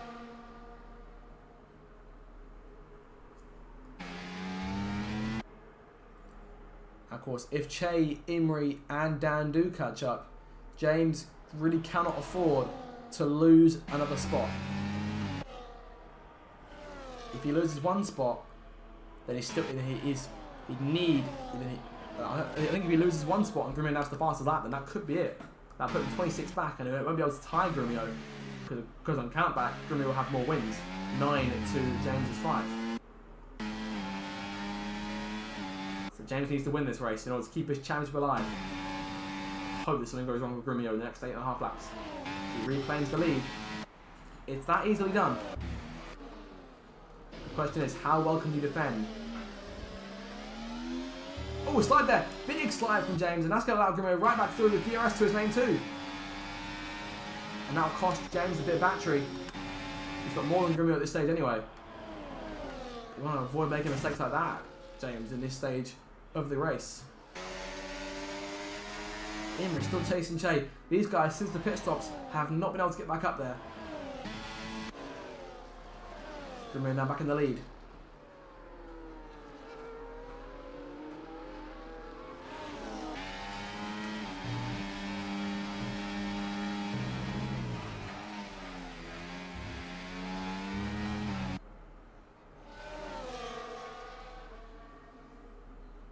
On to lap 22.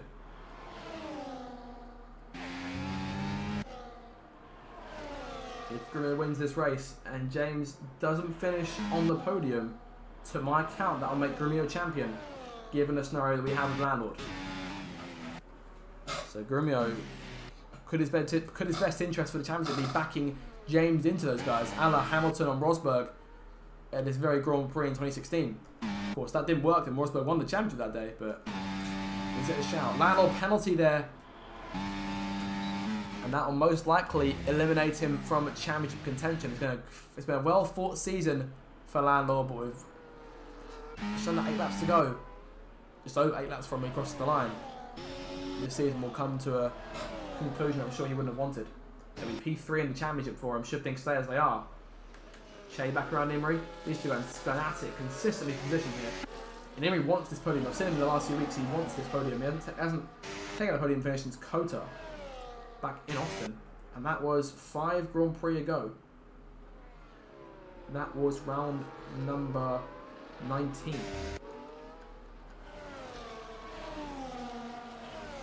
James now leads.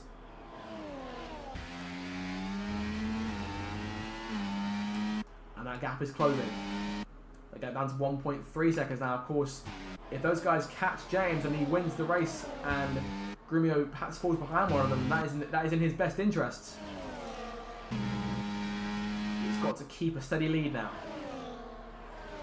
If he gets too far out front and to the point where Grumio can still catch him with DRS, and that will not be a good front for him.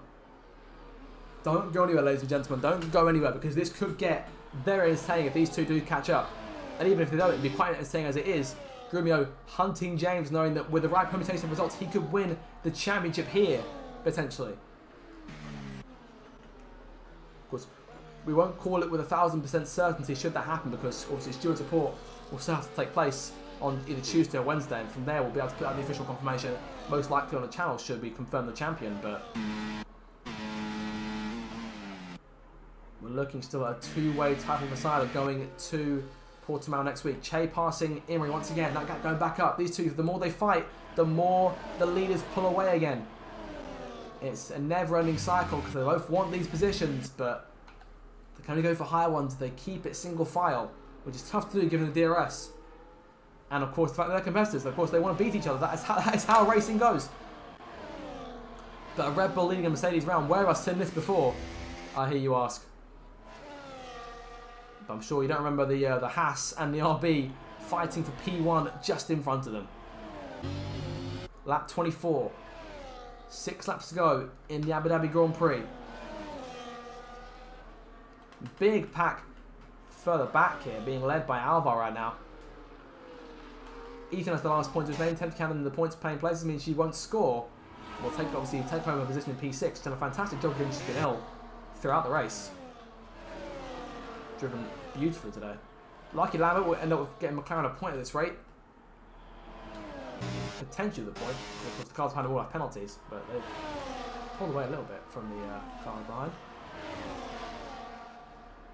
Actually, no, I think Lucky is safe. Lucky is indeed safe. But Ethan's leading that train. It's Alvar and Webb's looking to the outside here. Webb's looking for the final point as Grumio and James got the lead again. Back up front, we'll have to keep out what's going on here.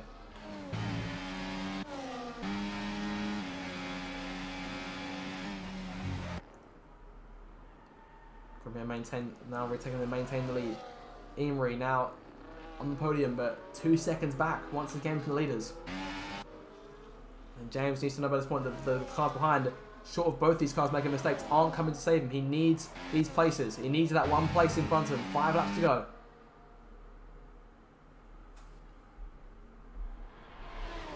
The championship on a knife edge right now. James can't lose the championship if he finishes second, but he'd be doing a lot of damage to his credentials after a fantastic first full season of competition he's had here in the RDL. Of course, joined us very early on last season. And since then, his F1 24 release has been an absolute charge. 5 wins for the season, including 3 in a row, was the championship leader for the majority of the season. And I'm sure he doesn't want to slip away now. DRS in place, he's opening and shutting it as they run down towards he goes to the inside into the corner and will reclaim the lead, but will keep Grumio within arm's reach there. Gets back in front, he needs a better exit, but a slide there. Are those tyres getting a bit too worn? Has he pushed them too much and keeping Grumio at bay? Grumio back around the outside. Imri's pulled away from Che here. But they're not closing in because these two are still fighting. Grumio reclaims the lead again. Flying duck fastest lap. And that's like a point off Grumio. And I doubt he can get it back at this stage given how worn those tyres are compared to Duck on fresh softs. Currently challenging Yogolu's position, at position number 18. Lock up from James, wants to try and avoid doing that. 4 laps.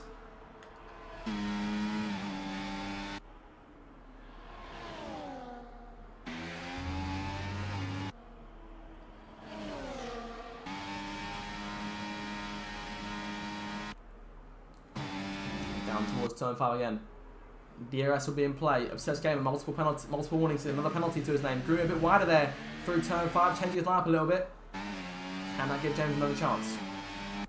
And again, we asked the question, as we did last week in Qatar, where do you want to be when that final lap starts? Do you want to be the car in the lead or do you want to be the car in second? I'll tell you what though, I guarantee neither one of them wants to be the car that comes around on lap 29 in second place.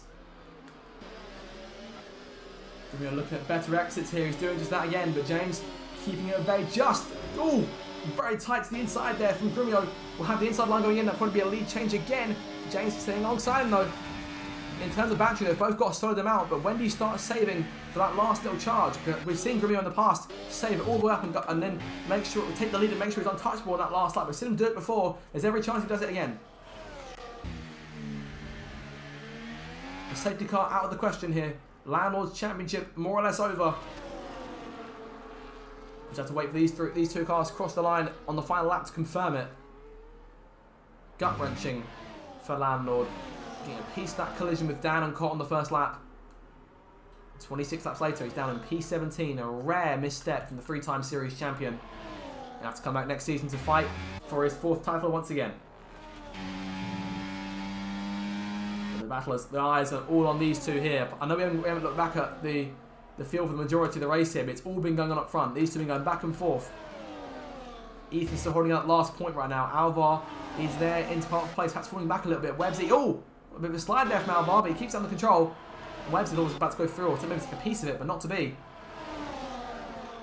James closing in once again. Lucky on the points right now. 10th doing a fantastic job. Dan on course for some good points for Aston Martin. Che having Imrie hold him at bay. And James still behind Grumio. At what point does desperation start to sink in? Both these guys are keeping their DRS under wraps right now. James to the inside, continuing, so I think trying to force Grumio into an error. Won't do it. This is the 7-time champion with James. I wouldn't try and play those games, mate. I thought for a second to try and slide down the inside would probably be a bit too risky. Imrie looks to have cleared Che for now. Half a second separating the two leaders. 2 laps to go when they cross the line. Grumio is 2 laps away from what could once again be his 100th race win. And perhaps, if things go his way, could clinch that 8th championship. Or put himself in a very good position to do so. To knock his team out of contention and put James at very little hope of winning that maiden title. Grumio's a lap and a half away from doing it, but James is still right there.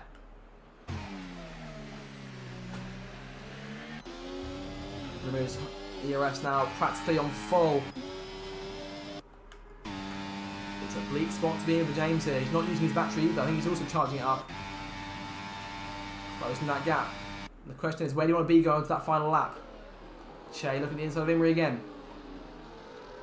It's been a tactical race between these two fantastic lead drivers who have taken the reins in all the storylines of the race for the championship this season. James led for the majority of the way. Grumio came charging back. And I wouldn't have thought at the halfway mark of the season that Grumio would be the one in the lead to try and decide it all going into next week's race. But he's a lap away from being in that exact same position as we've seen him in countless times before.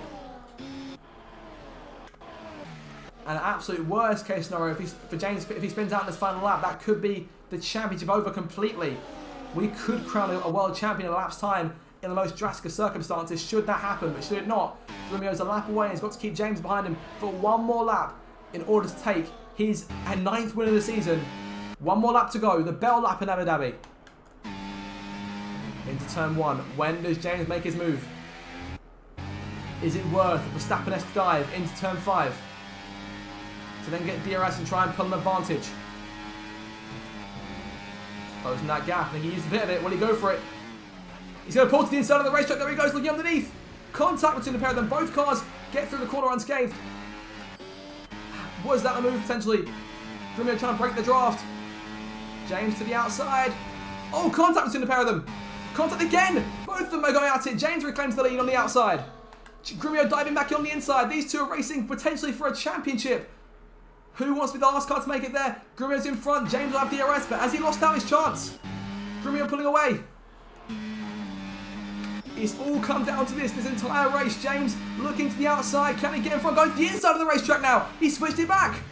Contact again. Both cars again unscathed, but Grumio pulling away. Che into the picture now. Imrie behind them. It's all come down to this. Che off the circuit. Imrie going to the outside behind him. And Grumio looks to have it in the closing corners. That was particularly edgy as seat stuff in the closing moments. But it looks like Grumio's got it to capture his 9th win of the season, his 100th RDL victory, potentially for real this time. Grumio takes the flag, wins it in Abu Dhabi. James 2nd, Che 3rd, Imrie 4th. Yellow flag. That is lucky Lambo's had some kind of problem on the last lap. Dan through for 5th. The Aston Martin garage is in raptures. They've more or less got P9 in the constructors. Things could not have gone better for them. 10th Cannon fighting through illness today. She'll finish P6. Fantastic drive. She had herself the majority of that race, but she held on. PJ will finish in 7th over Ben, who will have a penalty of 3 seconds added to his time. As Lucky's gotten behind him as well, then that should be all okay for him. Lucky P9. Curtis P10. Alvar won't catch Lucky in the end, but he'll nab the final point. Webbsy home in P12. JB 13th. Sorry, Ethan 13th. JB 14th. Obsessed Gamer 15th. Courtney Goblin will cross the line in 16th. Landlord's Championship comes to an unfortunate end. P17 on the road today. Flying Duck right there behind him. Those two across the line, and Yogalu, after a fantastic qualifying, was one of those guys got caught up in the crash on the first lap, across the line last of the running cars, but Grumio is your winner. 22 points. The advantage between first and second going into the final race, and Grumio is a race away now from making history as an 8-time RDL champion.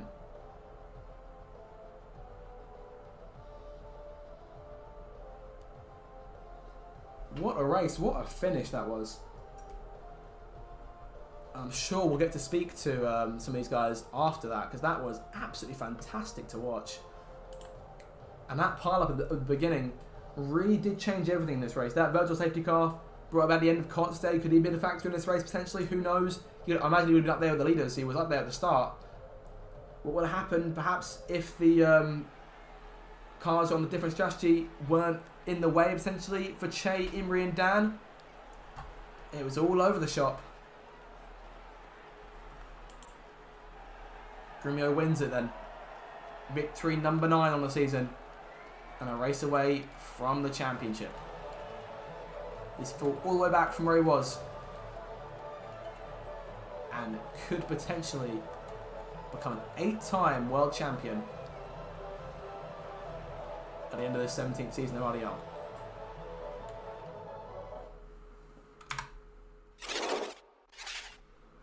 So we'll get interviews underway in just a moment's time.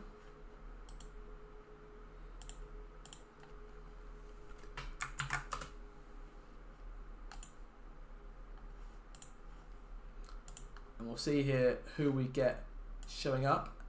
And we have James in first of all. James, mate, commiserations. You gave it absolutely everything there on that final lap, but in the end, just wasn't to be. Talk me through your emotions.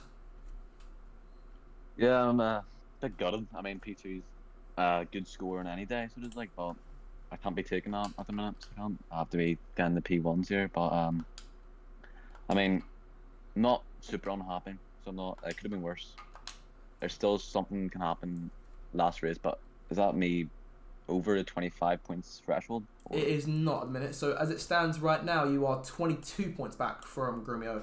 Your teammate Flying Duck did a job and now it's fastest lap, which means that we're still it's an extra point that regardless Grumio didn't claim. So that puts you needing to win the last race with Grumio failing to score in order to, or finishing, I believe, in 9th place or lower in order to be crowned champion.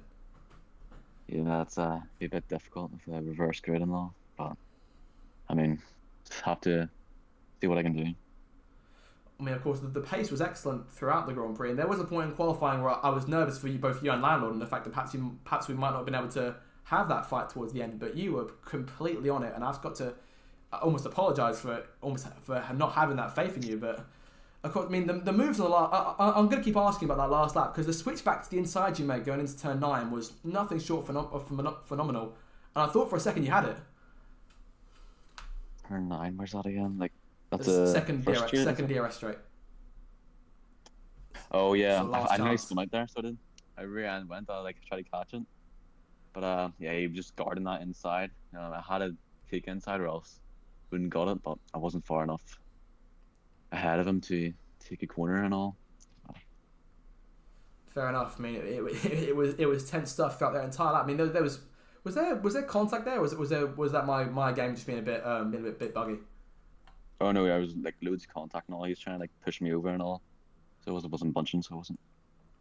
I have to keep an eye on the. I have to look back on the final lap myself at some stage, going into the debrief after the race. But of course, that leaves us obviously where we are going into the last race. But regardless of the championship, we're still going to have a good time next week. Maybe walk away with one last win. Yeah, definitely. I mean, if the gap stays this like 22 points now, I mean, not much I can do. So like, I'll just go out. You know what I mean? Leave nothing on the table. And I can see if I can do that last to first, like in Canada. But yeah, be interesting.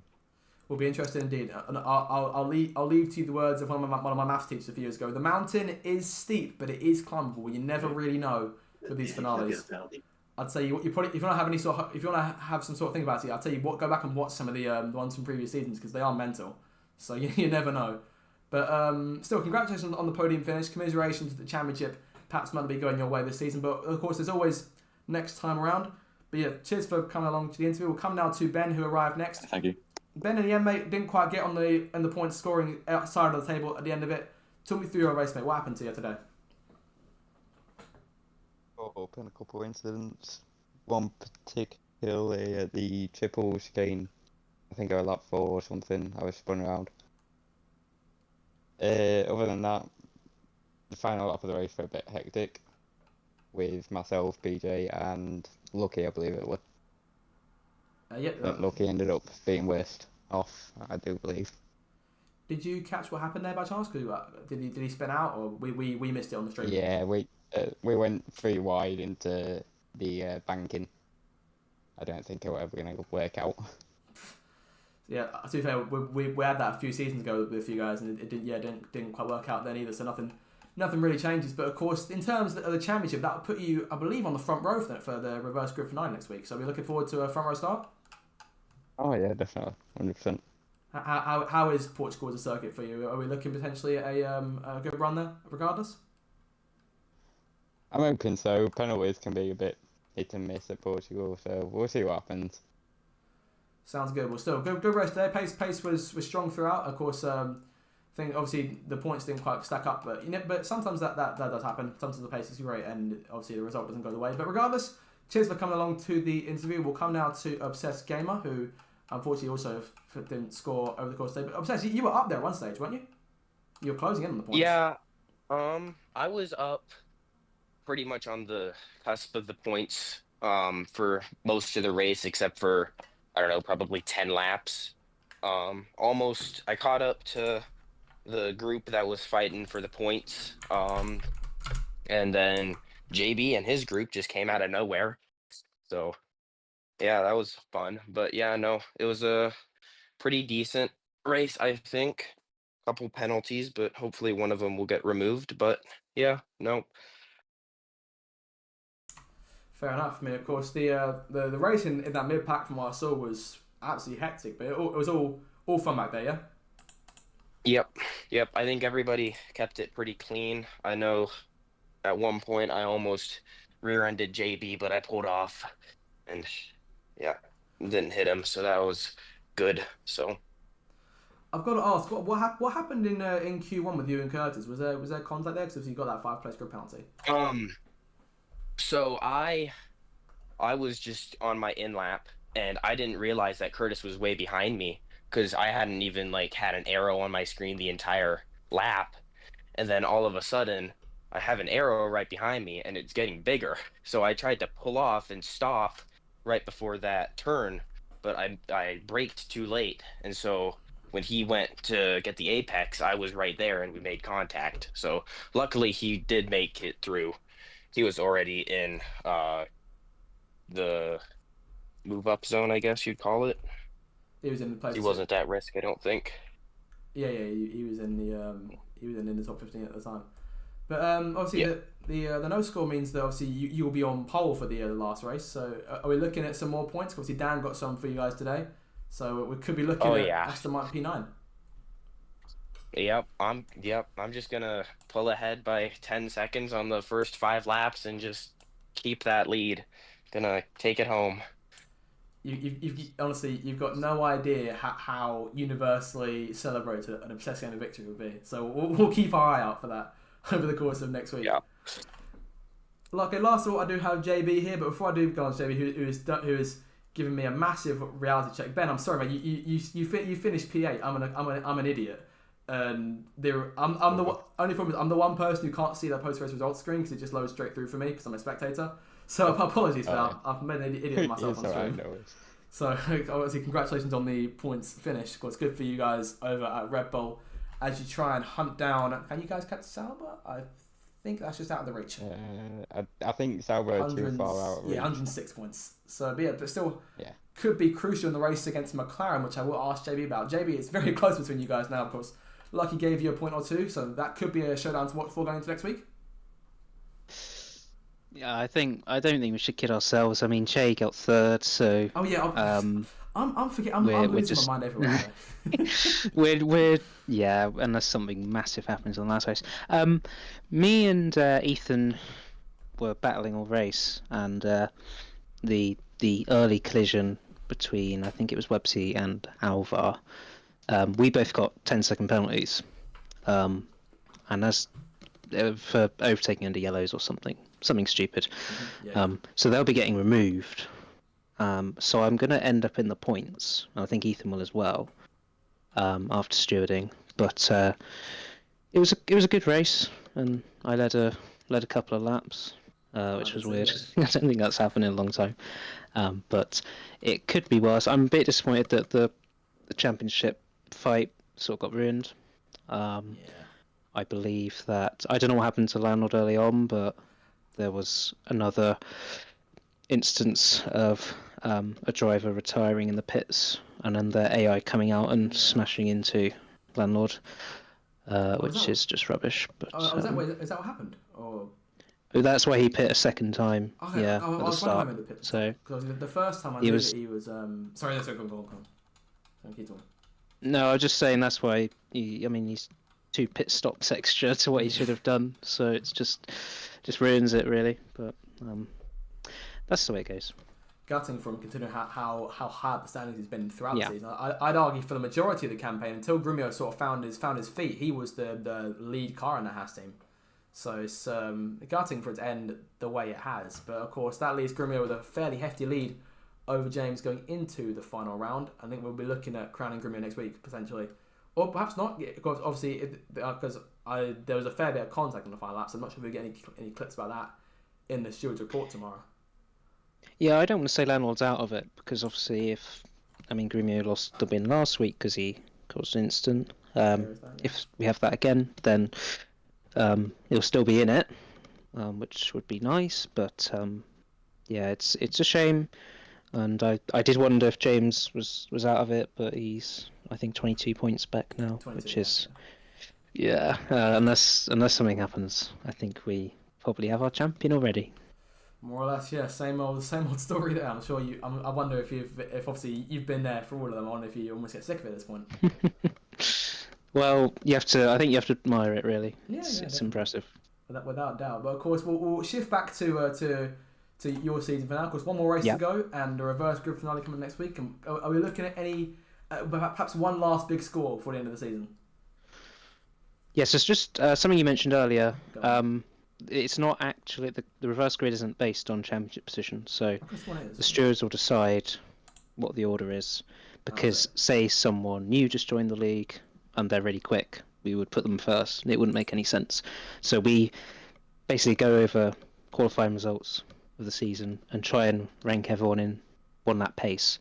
So that's how we've always done it. So it'll be interesting to see where everyone starts. And in my championship, well, my battle was with PJ, and I'm pretty sure. I don't know what happened with him and Ben. He may be getting a penalty, and I've got a penalties removed. So he was already 11 points behind. So I think if he's even further behind after this, I think hopefully I'll hang on to P9 in the championship. Sounds good. Well, congratulations on the on the run today. Of course, if you do end up with the points just about, then obviously fair play for that. And of course, we'll say good luck to all three of you guys going into the next race, last race next week. And of course, we'll finally get to find out what song Pope's going to sing. JB, I know you look forward to that every single season. Yeah, can't wait. I know if it was up to you, and if it didn't spark a major backlash from me and Pope, then we wouldn't do it. Well, no, I don't have a problem with him doing it. It's just at least it's only once a season because it's a bit painful. And of course, we've still got no clue what song he's going to sing. That's the big thing, because he's given nothing away this year. Well, we'll something to do with Portugal, maybe. I don't know, or maybe it'll be one of his classics. But I'll leave that to him. Yeah, we'll have to find it next week. I'm sure we will try to get a clue out of him if he was here. But that'll do it for tonight's stream, ladies and gentlemen. Thank you guys so much for watching. Make sure to subscribe for more future RDL content. And for the season finale next week, the reverse grid finale at the Portimao circuit, the European Grand Prix. I'm not going to say the first ever RDL European Grand Prix because I imagine there might have been one back on the F1 2017 days, maybe. Not sure. No, because I think the last European Grand Prix was 2016, and I don't think we've ever done anything like this, like a namesake. So I think it'll be the first one. Ooh, very nice. So that'll be a big shiny thing for me to promote next week. So 2nd of December, same place, same time here on the Zach RC channel. Make sure to join us to see the champion potentially get crowned. I'll post an update in terms of points going into the last race at some point over the course of this week. Post Stewart report on either Tuesday or Wednesday. So thanks for watching. We shall see you in the last race next week. I've been Zach RC. Good night, everyone.